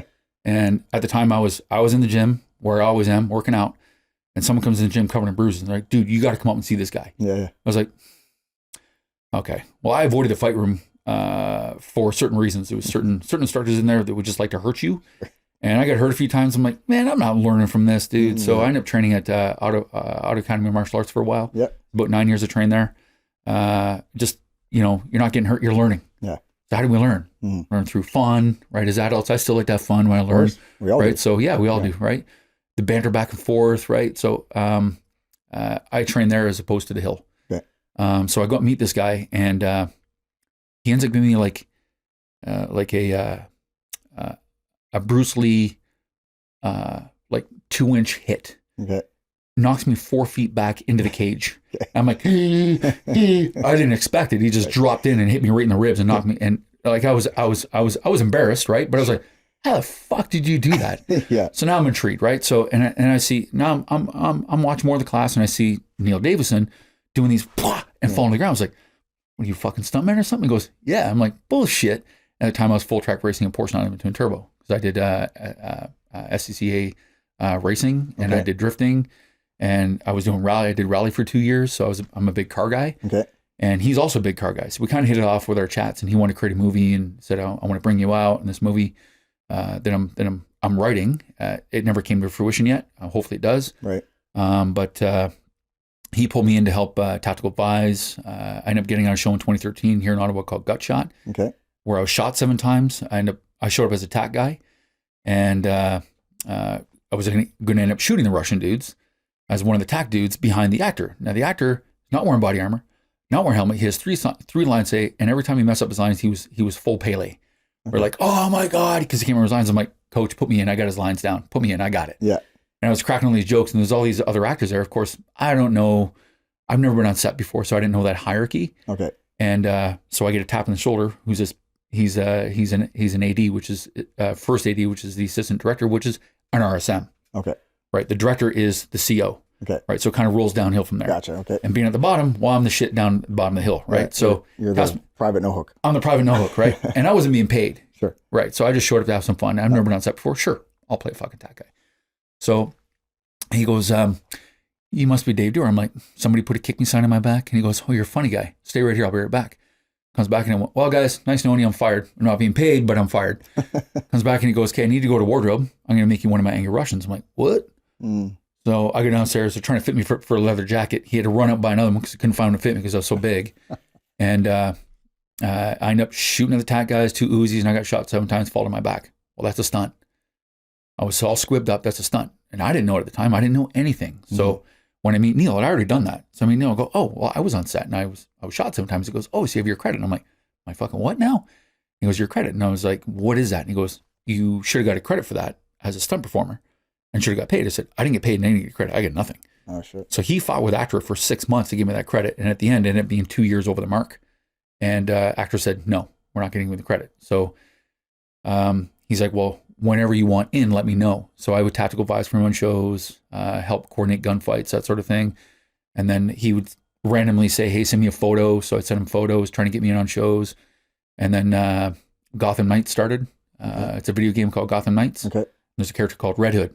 And at the time, I'm ambidextrous with a handgun. Right. I had to because I broke my hand at the unit, and I was told, you need to pass your course of fire left-handed since you broke your hand. I was like, come on. So great. I'll take that and I'll learn. So I trained how to do everything left-handed. Cool. And it was all one-hand drills. So I kept doing that. I kept that skill up because it's just awesome training a skill you're not good at. Absolutely. And being good at it, right? Yeah. So I train everything left-handed. If I'm as good this hand, I want to be as good this hand. Right on. So I trained doing that, and I guess that's our mindset. That's kind of how we roll doing things, right? Yeah. We want to be good at everything. Yeah. So I ended up auditioning for it, and I used my current girlfriend at the time, Monique Paquette. She's also a police officer, and I use her as my Yuki. So I'm doing all this stuff, and I pull her hair back, and I do a reload behind my leg, and I keep the slide back, and as I bring it forward, I make it look like a racket off her face, and she takes it to the deck. Okay. So I sent that in, and they're like, oh my God, this is what we want. So I ended up on that and got all my credits on Gotham Knights, and I became a full actor member within about a month and a half. Oh, wow. So that's like a kind of like a license, like you have your it's part of the union. Okay. So ACTRA is the union for actors and stunt performers in Canada. Okay. Well, in Ontario anyway. Out BC it's different, but it's still like an ACTRA, right? So I can still work at BC as well because I'm an ACTRA member. So yeah, that's what got me started, and I kind of got hooked from there. So I would call me in to do little things, playing a goon, which I don't understand why I get a goon all the time or a bad guy. Super weird, super weird, right? When I get a lot of these roles. So I decided I was also going to get into acting as undercover guy for 7 years. All of it's acting. Right. I have to be a persona. You got to be a persona, right? Yeah. I have to convince these people that I'm the guy they want to sell dope to. I'm the guy that, they want to sell guns to, right? I'm the guy that is going to facilitate this murder for your husband, right? I'm that guy. So a lot of it's acting, but I'm not in front of the camera. Right. Big difference when you've got cameras in front of you. Plus a ton of people that are right? coordinating it and orchestrating it. Yeah. Right. So it's just ignoring the cameras and doing your job, which, as you get in front of cameras more, you get comfortable with it. Get comfortable with it, right? So I decided to take up acting. So I contacted an agent out of Toronto, Film.com Talent, Mr. Rock, a wonderful person. We have our differences once in a while. Nothing wrong with that. No. It's being a stunt performer, I'm on a lot of shows that she's trying to cast me for. So as an actor. Okay. And I'm really trying to build up my acting side of it as well, because I'm getting older. Yeah. My body still feels good. My mind still feels good. I feel like a kid, but I am getting older. So I want to kind of lean into acting as well. Sure. As I'm doing stunts.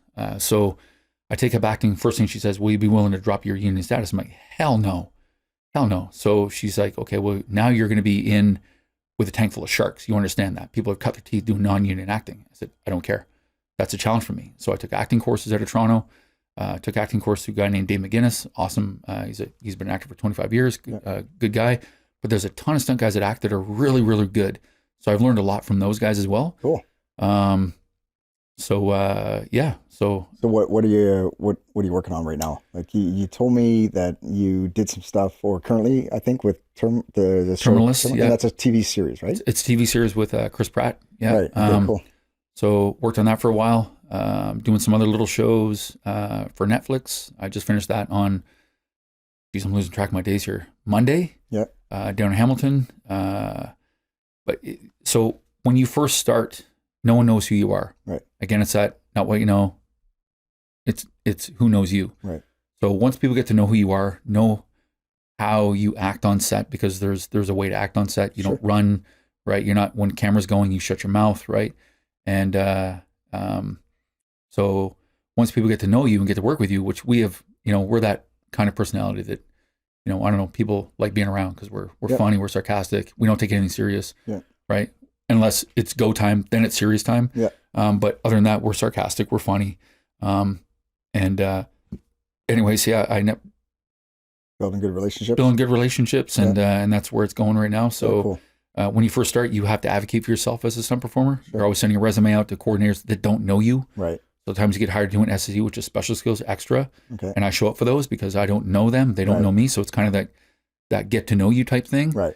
To see how you are on set, right? And conduct yourself professional, which we do. Right. And then they hire you back to do something else, right? Cool. And then it just snowballs from there. And then word gets around because the community is very small. It's kind of like special forces. Mm-hmm. Stunt community is very small. So if you fuck up doing one thing, that's also going to follow you as well. Right. But you will fuck up. Yeah. You will fuck up. Everybody fucking makes mistakes. It's bouncing back from that mistake, right? So my first time on an actual movie set was Star Trek Season 1 for Strange New Worlds.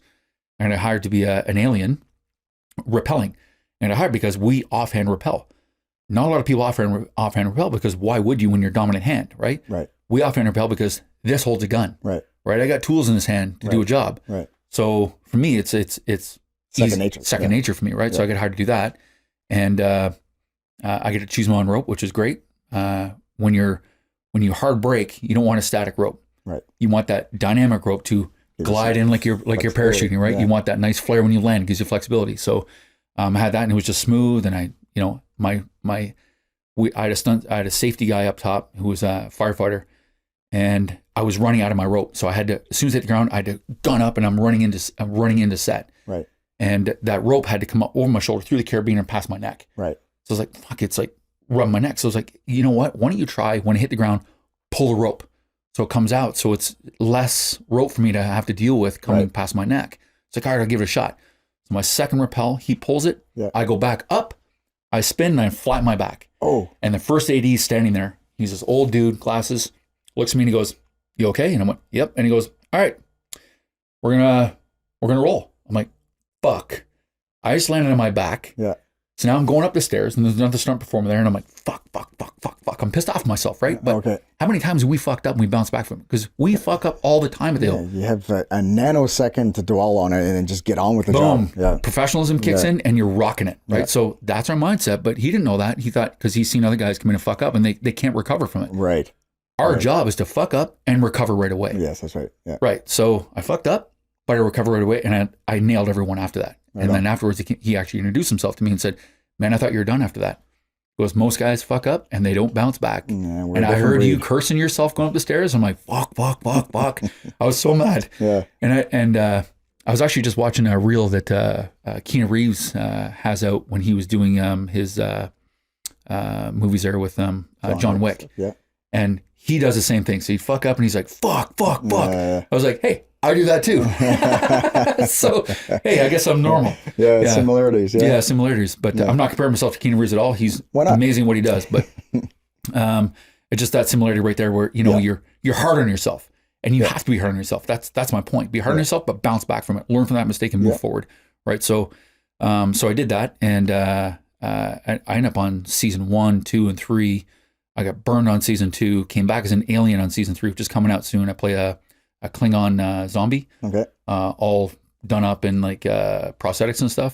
It's just, you know what, man, I would compare stunt guys to tier 1 guys. Oh yeah, they are amazing at what they do, and they're a lot like us with the banter, the shit talk back and forth. Sure, it's when you're in a room with a bunch of stunt guys, I feel like I'm in the room with a bunch of SF dudes. That's cool. Yeah, so it's I mean, shout out to those guys. You're professional at what you do, and I love working with. I mean, I haven't met a guy I don't like yet. Very cool. So, what a eclectic mix of experiences and like phases of life, and man, that's wild. It's wild, man. Yeah. And so with the acting and the stunt role, so like what do you have coming up next? And is it similar to the military where you have days to train and to hone your skill, or is it kind of like you get thrown into it and then you got to adapt really quickly? Okay. Right. So my job is, when I'm not working, is to train. And a lot of it is falls, which is key as a stunt guy. You're always falling. You're always being killed as a stunt guy. You always die. You're really like upkeeping your body. Upkeeping your body, right? And upkeeping those skills. So fight reactions, gunshot reactions, falls. I'm not a cartwheel guy, or I can do a cartwheel, but you don't want to see it. It's pretty bad. I actually learned how to do a backflip last year. Again, they're not going to call me to do that. They're going to call the young guys to do that. Sure. There's a lot of gymnasts that do this, a lot of dance. Yeah. Dance is really good for this type of work because it's a lot of choreography. Yeah. And if you're a dancer, you pick up on choreography real fast. Sure. I was never a dancer. I'm not saying I'm not good. I've seen you dance. We won't talk about that. Yeah. So it's picking things up, and sometimes I don't have time to train. Whereas other shows, you get a chance to build that choreo. Sometimes when I show up, the choreo is already done for me, right? Because we have a main core stunt team, and a lot of times that core stunt team, the core fight team, will create the fights, and then you show up as the guy that does that. So I'm taught sometimes that choreo right there on like, so you might have like 2 or 3 hours, you might have a day, you come in and you train that to learn it, and then you're on camera. You get a rehearsal, boom, and then you go into doing it, right? So you're obviously relying on your partner. Yeah. Sometimes you might rehearse that with an actor. So a lot of it is adapting on the fly, right? A stair fall. I'd never done a stair fall before. And you don't train doing stair falls because why would you? Stair falls suck, right? Yeah. It's like, why would I train to do a face plant or a flat back? Yeah. Right? A flat back's being shot in the head, boom, and then you literally go, whoop, flatten your back. Why the fuck would I train that? Man, you'll appreciate this story. So just recently, my family and I were in France for a week, and there's an area in Paris where some of the John Wick stuff was filmed. So so we walked those stairs that, I forget which John Wick it was, where he basically like bounces down these stairs and he's in a bit of a gunfight. Yeah. So we ran up and down those stairs and we took some pictures and stuff. And I'm looking at those stairs. Those stairs are gnarly. Those stairs, and it's all concrete. There's edges everywhere. And I thought to myself, the stuntman that threw himself down this many times. And it might have been Keanu Reeves. I don't know, but whoever did it, there's no do-over. Like, no, those things are gnarly. So to being able to launch yourself down something like that and making it look real without, I gotta be careful with my elbow or my knee. No, your elbow, your knee, your shoulders, they're all taking it. Oh, they're taking it. Yeah. It was wild. Yeah. Man, you're sore. Everything you do sucks. I can imagine. There's no such thing as a small stunt. Yeah. I get a friend of mine, Flavie, she trained doing a stunt, rehearsed it. And then on the day she did it, they put a lamp, I'm not sure if it was a lamp on a table or a lamp. I think it was a lamp hanging over the table. And she caught her foot on it, and she's a gymnast, and she came straight into an 8-inch mat. She's quadriplegic. Oh no! So it wasn't a big stunt. She trained doing it. She knew what she was doing because she's a gymnast. Just something messed her up, and she ended up a quadriplegic. She's now actually doing the bicycle. Yeah. She's working with JSP's physiotherapist. Okay. And she's on the mend. On the mend. Wow. So whatever this physiotherapist is doing. Connecting these neural pathways through electrolysis and stuff like that is working. So she's doing the bicycle now. Wonderful person. Amazing. So there's real. It's a dangerous job. It's real. Yeah. And you have to be careful at everything you do. But like I said, stair falls. Once you're down those stairs, you can only. It's like, a plan's only good to first contact. I can have a plan how to go down the stairs. It never works out like that. Right. So my first time doing a stair fall, I was asked by the coordinator, Teague Fong. He says, okay, so you're doing a stair fall here. Mugga Jai White's going to throw it downstairs. And I was doubling for Billy Zane at the time. Okay. And Billy Zane already did the landing. So I had to land like Billy Zane did. Never done a stair fall before in my life. Oh, man. So he goes, okay, you've done a stair fall before. And I went, no.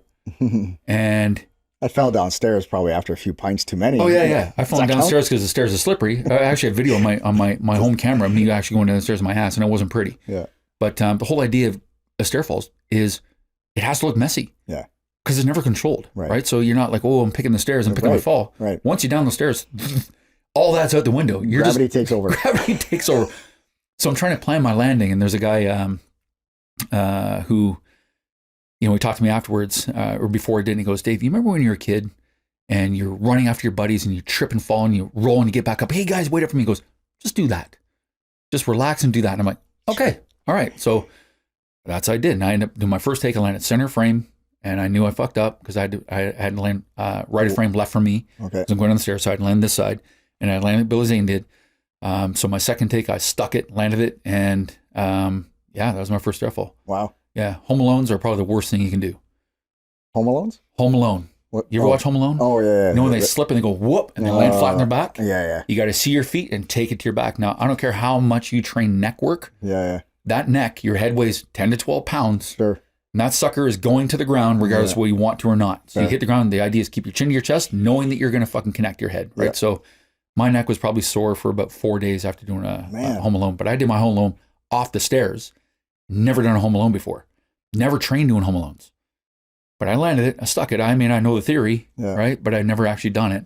So what do you, with all these things you're putting your body through after all of the years of putting your body through the ringer, what do you do consistently daily when you're not on set, but you have time to, work mobility or work your strength and conditioning? Are there certain protocols that you put in place now that you're a little bit more, disciplined and serious about just to keep yourself functioning? Yeah. So part of that was losing 20 pounds. Okay. I was a tank when I started. Too big. I was too big. And when you're too big, you can't be used. Right. You're a one-shot deal. That's it, because you're too big, right? So where you want to be is like nondescript, right? ND stunts, they call it. So you're that guy in the background getting shot, and I can be used again getting shot somewhere else, right? So you can get recycled. But if I'm too big, I can't get recycled. Someone's going to go, we already saw that guy. Right. So you don't want to be that guy. Gotcha. So at 205 pounds, I'm still big, but you put a black shirt on me, I look at everybody else, right? I've tried getting down lower than that, but the best I've gotten to is 203. But and you feel good at 205? I'm good at 205. Yeah. 205, 203 is where I'm at, but I lost 20 pounds in the last year and a half to do this and be a little more nondescript. So what did you do to lose that weight? Calisthenics. Okay, so I do a lot of mobility, less heavy lifts. I don't do heavy lifts anymore. I do a lot of I do a lot of goblet squats. Yeah. I do a lot of goblet squats. I do a lot of mobility work, hip opening stuff, just to keep my flexibility. Yeah. I'm to the point where now I could almost do the splits, which I don't need to, but it's just that range of motion flexibility I work on. Yeah. And I stretch every day, every night when I'm in a hotel room. I'm doing push-ups, I'm doing dips, I'm doing squats. Yeah. You can, if you're a gym rat, you can figure out a workout. Yeah. Right. So have an excuse, oh, I don't have a gym. You don't need a fucking gym. No, you need a 4x4 foot space. That's it. That's it. And you can do everything. So I do a ton of push-ups now. I still do bench press once in a while, just see if I got the strength. Sure. I do a lot of dumbbell to keep that range of motion. Yeah. I do a ton of chins. So yeah, I do a lot of band work. Yeah. Bands are good for the shoulders. And I also do peptides now. So I started doing peptides. Peptides. So tell us about peptides. What benefit do you see? Actually, if you don't mind, just kind of walk us through, how did you discover peptides, and what's it doing for you? I started researching how to recover faster for injuries. Okay. Because part of my job is staying fit, and you don't want to show up injured, and it's a different feeling when you show up and you're injured and you have to do something. Yeah. It's always in the back of your mind. I got to take care of something, right? I got to take care of something, which could fuck your landing up, could fuck something else up because it's all in the back of your mind. So you always want to stay fit. I actually heard about peptides through, I forget who I heard about it from. So I started researching it. Okay. And it's unfortunate that they're trying to shut all these peptide companies down. But there's always contacts, right? So, sure. So I'm doing BPC, body protection compound 157, and I do TB 500. Okay. Combine those two for injuries, and TB 500, you can take it anywhere. With BPC 157, you need to take that as close to the injury as possible. Okay. So I actually tore my left bicep teaching a course, yeah. And we had to move these walls, and I decided, I can move this wall by myself. I don't need it. It was about 80 pounds, right? So normally what I do is I kick it up and I throw it on my head. Well, I got lazy and I pick it up and it's on its side, and I went to throw it, and as I extend, I supinated my wrist, yeah, and I felt it right away. Yeah. So I let the wall go, but I'd already snapped the bicep tendon. Yeah. So it snapped. It sounded like a gunshot going off. Of course, the students are there, so I played off like nothing's happening. Walked past students. I'm good to go. Everything all right? I'm good. Played off. I got in the back of the fucking ambulance. I'm like, holy fuck, I think I tore my fucking bicep. Oh, shit. So 5 weeks later, I was in getting surgery through a guy that always does. He actually did Devil Loret's arm. Pollock? Dr. Pollock? Yeah. He did both my shoulders. Yeah, he's awesome. Yeah, he is great. Fucking Pollock is a wizard, man, with that stuff. He's great. Yeah. Yeah. So, yeah. I think it was actually one of his colleagues that did my arm. And he's done a bunch of guys, a lot of breachers. A lot of breachers end up blowing the right arm, not their left. I blew my left just because of the way I threw it. And I think I slightly tore my right at the same time. But it wasn't disconnected. Okay. I ended up healing that. So during that process, I'm like, I need to get back to stuff, because I was on a show called Code 8 at the time. Okay. And I was going back on that. And I knew I was back on the show. And I'm like, I don't want to show up injured. Yeah. And all I do is run around with a gun and drive a car, but still. And I knew there was a bit of a fight scene. So the last thing I want to do is throw a punch and not have it there, right? Mm-hmm. So I had the surgery, and then immediately after, I started doing BPC 157, and I was injecting it straight in that spot. Within 4 weeks, I was curling a 40-pound dumbbell. Wow. So when I went back to see the surgeon, I actually saw the doctor that sewed me up, and he's like, you're curling a 40-pound dumbbell? How the fuck is that possible? And I went, well, I mean, I'm training every day, which, again, with us, I don't use an injury as an excuse to sit around and play video games and drink beers and slug back bags of chips. Yeah, you just work around it. I work around it, but I work it, right? Because the idea is getting blood to it. My mindset's get the blood to it, and it's going to heal faster. So that's what I did. Yeah. But I was also taking BPC 157. Yeah. And I was training with bands. I also was doing physio, but physio for me doesn't really do as much as what I can do for myself. Okay. Because we all know our bodies better than anybody else, right? So I get home after physio and I train band work, and then I want to try dumbbell, so I try a 10-pound dumbbell. Right. Now I go 20-pound dumbbell. Next thing you know, I'm curling a 40-pound dumbbell. And I go back to see the doc. Brings in the surgeon. Surgeon goes, close the door, and he goes, all right. Looks at my arm and he goes, what the fuck are you doing?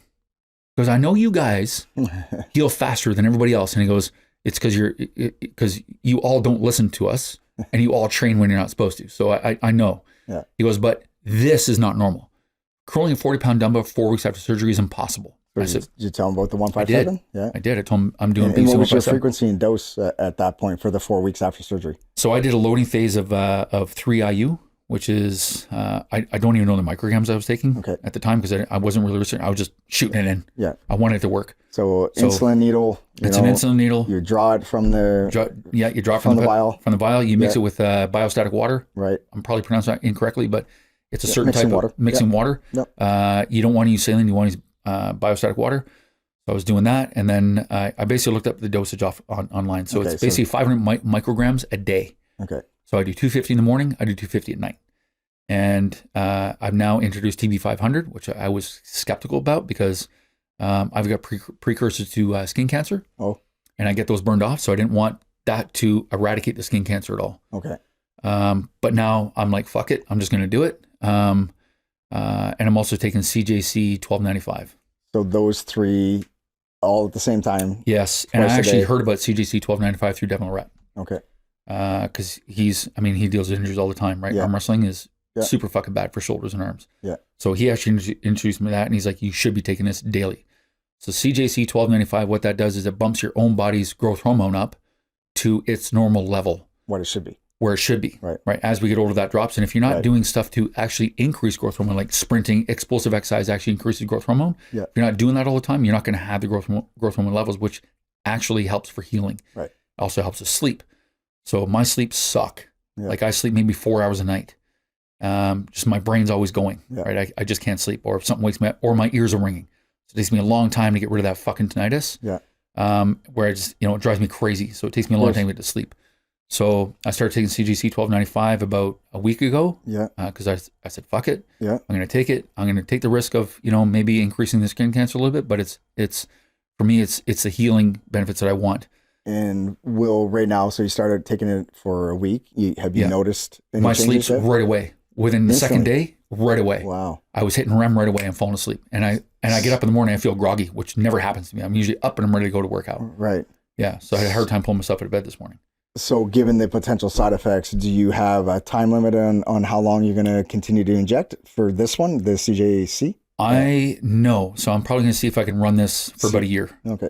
Yeah. Right on. But again, it's, taking care of yourself. Yeah. And I suggest to anybody that's in sports, this is the thing to do to help heal yourself. I'm not a big pharma fan. Yeah. I'm not a big fan of taking NSAIDs like Sure. Motrin and shit like that, because that's a Band-Aid. Sure. You're not solving the issue. All you're doing is relieving the issue. Right. And it gives you some time to perform. Yeah. But it's not dealing with the root cause. I do chiro because my neck is fucked. I've got 2 crushed vertebrae in my neck, 2 in my back. And I found it's helped a lot. Okay, good. Right on. And massage therapy on top of that. Right on. So yeah, you're doing a lot to take care of yourself and keep it going. And how old are you now, Dave? I'm 51 right now. How young are you? I'm 51 years young, but after my 50th birthday, I don't celebrate anymore. Okay. Because I'm still 50. Well, you're in great shape, man, for 50. So you're obviously doing a few things in the right direction. So keep that up. That's awesome, man. Yeah. Awesome. I'm also doing TRT. TRT as well? And Yeah. what's that injection look like? That is 3.5 milligrams. Okay. And So that's about 125. Sorry, it's 3.5 cc. Once a week, twice a week? I do it once a week every 7 days. Every 7 days? Yeah. Right on. Mine had tanked, but because I abused it. I abused steroids when I was younger. When you were younger, right? Yeah. So And it now was- you're trying to get it back to a reasonable level? Yeah. I just need it back to where it should be. I don't need to go any more than that because I do more. I have the body type that my body really reacts well to steroids. Okay. And I get huge.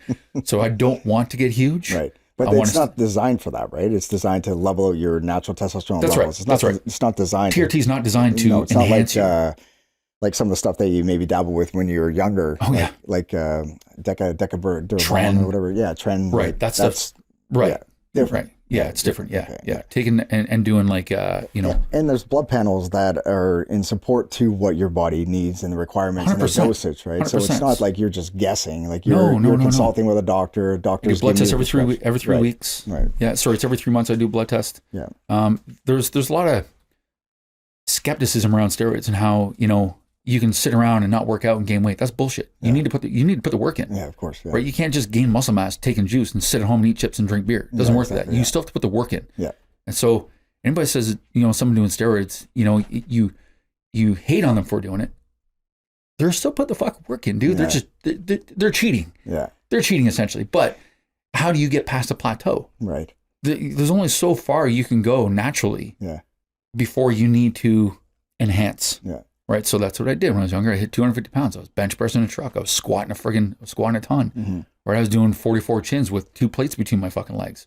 And looking back at those experiences now, if you were to give any advice to the younger generation, would you do it again, or would you consider maybe an alternative option? Alternative option than doing steroids? Steroids, yeah. I don't know, man. I had good results with it. Yeah. Right. And for me, it At that time, that's what you needed. That's what you chose to do. That's what I chose to do. No problem. And I still train running. I could still run a mile and a half in like, 8:20 at that size. My legs were 32 inches. Yeah. And I had stretch marks to prove it. They were fucking huge. Yeah. I was still ripping off a 10K in 40 minutes at 250, jacked up on juice. So Wow. I think the negative side effect is acne, losing your hair. I mean, Sure. Yeah. mine's going, Yeah. right? But the good side, if you do it correctly, and you just do maintain what your body should have. Mm-hmm. There's been a lot of good research on it. I'm going through Dr. Comer in Toronto right now. His dad's 98 years old. He's taking TRT. The negative side effect of not having testosterone, as males, we need testosterone. Yes. Right. Once that converts to estrogen, Yes. that's what's bad for us. Yeah. Heart attack. Lots of problematics. Lots of problem, like cancer. There's 14 different cancers that are they're uncurable if you don't have the proper amount of testosterone within us, right? Because it's that estrogen conversion is really bad for us. Yeah. Whereas females need the estrogen, right? So as men, we need the testosterone to keep us going and doing the job that we do. And I think for me, it's helped out a lot. Maybe Good. not abusing it the way I did, Yeah. but for me at the time, that's what I felt I needed to enhance my workouts, and maybe a bit vain on top of that too. Sure. But Well, I mean, there's obviously a little bit of vanity that goes into that because, yeah, of course, realistically, like how much weight is enough, right? Like, dude, I didn't need to be 250. That's what I mean. Like, No. and if we're deadlifting, 325 or like how much is enough? Like, Right. What is it that we're trying to achieve? Is it to enhance our performance in doing the job? What job is it? Do we need to lift 250 pounds over our head straight up? Like, do we need to, where are we doing that in our job? So I guess, there's a little bit of vanity because you want to see what you're capable of. But at the same time, what I would caution listeners is ask yourself, is what you're doing the why? Is it to enhance your ability to do your job or your sport or your recovery? And if those answers are yes, then you're probably on the right path. Right. But if it's just everything in moderation too. Moderation, Right. and scalable, so it's not being abused. You're using it as much as you can. That makes sense. Yeah, for sure. I can I see think that. anybody in a high stress job, high stress will actually tank your testosterone levels as well. Well, for sure. There's a lot of science and just wicked smart people out there that are putting the good information out there. Mm-hmm. Like if we have low T before we jump right into TRT, for example, if you're maybe 30 years old, you're still producing. You're not even in your peak you are. yet. No, you're not. So maybe look at what's my lifestyle like? What is my quality of sleep like? What is my nutrition like? And maybe those problems can be fixed before we just jump right into injecting ourselves. 100%. Right? And I'm big on nutrition now too. Like, I do my greens in the morning. Yeah. I'm right now I'm taking 10,000 IU of vitamin D because my vitamin D was tanked. Yep. So when I did this test, he tested everything. Yeah. And I literally got rid of multivitamins. So multivitamins are a lot of fluff in those. Get rid of those. So I take vitamin B complex, vitamin D. I take my EFAs, essential fatty acids. Yeah. I'm taking zinc. I'm taking magnesium therinate. Yeah. Magnesium therinate great for the brain. Yep. Which I didn't know. So I started taking that. for It's the a little recovery. expensive. It's on the pricey side, but I mean it's well worth it, especially for brain injuries, concussions. Yep. It helps. Another thing that BBC 157 is good for is also concussions. Mm-hmm. There's a stunt guy that got knocked out. He didn't know about peptides. Started taking peptides. He was really having a hard time dealing with concussions. Mm-hmm. So he started taking BBC 157. It cleared up. Right on. So there's not a lot of science with humans taking peptides. Yeah. But the bodybuilding community sort of started doing this, and it's Yeah. always bodybuilding community that's that does this stuff for enhancement stuff. Yeah. Right? Generally, they take the lead on that stuff. They take the lead in, right? Because they want the enhancements. They right? want that So edge. They want the edge, right? You need the edge. So I would say, if you're in a high stress job, you want that edge, right? I'm not saying to go and do it, but you want that edge, and you want the recovery as well, because recovery is very important for doing your job. Huge. Right. So, and it's funny. I've shared this, multiple times, but I'll share it again because we probably have new viewers and new watchers. But when we think about developing a training plan, and we'll use selection for an example. Like when young men, right now I'm working with probably about 20 clients from coast to coast that all have aspirations to get into Cjirus, CSOR, or JTF2. Fuck And it's awesome. I love working with these guys. I love helping them out. Yeah, that's awesome. So building programs for them. And when I build the program, then, we do our consult and we'll chat face to face. I say, listen, when you look at that workout that I prescribed for you, attack it like a savage. Like you may not get a chance to work out again. Yeah. You want to be red lighting. You want to be pushing your limits to the point where you feel like your heart's going to explode, your lungs are going to pop out of your chest.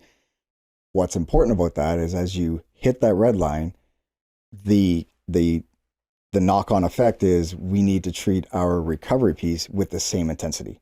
Mm-hmm. So you train extremely hard, redline it, but then when you're in the recovery phase, take that seriously. Mm-hmm. Right? You need to chill out, allow the body to settle down, allow the muscles to regenerate and regroup so you can do it again. 100%. So generally when I build these programs for guys, they'll do, depending how close they are to getting to selection, at the beginning stages, maybe for a year and a half out, be 1 a day, every other day. Those are the sessions. And then as we get closer, it'd be 2 a day and then up to 3 a day. Yeah. And those 3 sessions a day, we're attacking each session with aggression. Good.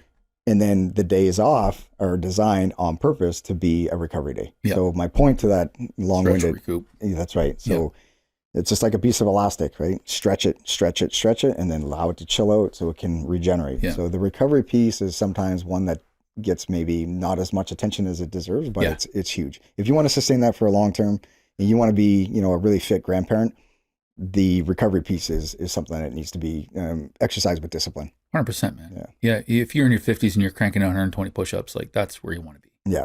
Right. Yeah. And there's, someone saying that, life's all downhill after 30. Well, you're obviously training incorrectly. Yeah. Because it's not. And you can use an excuse, I don't have time to work out. You can take 20 minutes out of a day to work out. But the sessions you're running, pushing to the red limit or to the red line is also good because you learn your own body's limits. Yeah. So when you're pushed that limit and you can push beyond. Oh yeah. Right. Sure. So always have gas in the tank to push beyond. And generally what I share with folks is when you feel like you're at the limit and you don't know if you can go any further, you probably have 20% more. Oh yeah. You got at least 20%. 100% you do. Yeah. 100% you do. Yeah. Our brains will start to trick us and think that, the machine is going to break down. No, this will break down before the machine will break down. Yeah. It's learning how to cope with it. Cope with it and overcome. Be uncomfortable, be okay with it. Yeah. Yeah. That's awesome. Cool, buddy. I know we're a little bit over an hour or so, but before we wrap it up, feels like it's been 20 minutes. I know it's great. It's been great chat for sure. This is awesome. But I respect your time, and I'm sure you got other things that need your attention. Question for the viewers, for the young men and women that have aspirations to do something similar to your career. Mm-hmm.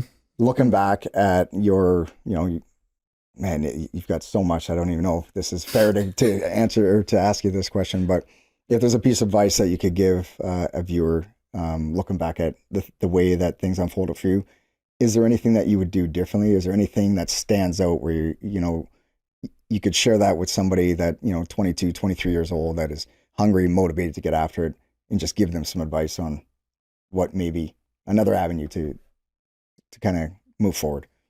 Anything that you would do differently, anything that stands out where if you could do that again and, rewalk those steps that you might look at it a little bit differently to achieve those. You've obviously achieved, a lot in your life and you still got lots of life left in you, but that's a tough question. I don't know because I'm a bit of an overachiever. Yeah. And when I set my mind to something, I fucking go after it. It's good. And I think that's what I'll pass on is if you have any aspirations, try out for JTF or CGI or anything like that. Yeah. Don't hesitate. Right. Do it. And do it now. Yeah. Because as you get older, it gets harder. Right. So do it now while you have the intestinal fortitude and that strength to do it. And then, if you don't make it, at least you fucking did it. Yeah, at least you tried. At least you tried out. You can't look back and go, oh, I wish I shoulda, coulda, woulda, didn't. Right. Yeah. Yeah. So, and that's always something that, like, when I first tried it, I was like, I was sitting around watching a TAC movie and I look at my wife and I go, I could do that. And she shuts off. She goes, well, then fucking do it. Cool. And I was like, yeah, you're right. Yep. Yeah. I'm going to do it. So, it's, if you're sitting there thinking about it, just stop thinking about it. Just do it. Right on. There's nothing worse than looking back and saying, I wish I had tried out. Sure. Right. Cause you're going to kick yourself in the ass for the rest of your life. And I've talked to people that said, oh, I thought about doing it. Why didn't you? Right. Right. It's like, you can't, you don't want to look back on those moments and you know, regret. Yeah. Right. So, because that's shitty. Yeah, it is. You know what I mean? So, I'm like I said, I'm a bit of an overachiever. When I set my mind to something, I do it, and I'm always pushing myself, pushing my body as hard as I can, and you know, maybe some of that day that's going to come around and bite me in the ass, but I don't think there's any I regret. You know, I went through a phase of being an alcoholic that I regret. Okay. And you know, if you're drinking alcohol is probably one of the worst things you do for, you know, maintaining muscle mass and training. But I used to train really hard And then for my excuse to drink. yeah. That was my excuse. But drinking alcohol is one of those things that will just destroy anything you gained. Yeah. So that's one thing I regret and I would never do again. Yeah. Good. So I'm with you on that, man. I couldn't agree more. And I agree with you. You know, I'd much rather do something and then look back on it and think, I probably shouldn't have done that. yeah. As opposed to wanting to do something and look back at it and think, I should have did that, you know? Yeah. It's just like, just do it and see what happens. Just You know? fucking do it because Yeah. you never know. Yeah, right? You're going to meet good people along the way. You're going to test yourself. You're going to learn a lot about yourself. Yeah. Damn right. It's learning a lot about yourself that's Yeah. important. Yeah. Right. So Awesome. Good advice. yeah. Well, thanks, man. I really appreciate you taking the time, Dave. It's been a pleasure chatting with you, and we'll do this again in the future. You as well, man. Right on. Thanks, Yeah. buddy. Cheers. Cheers.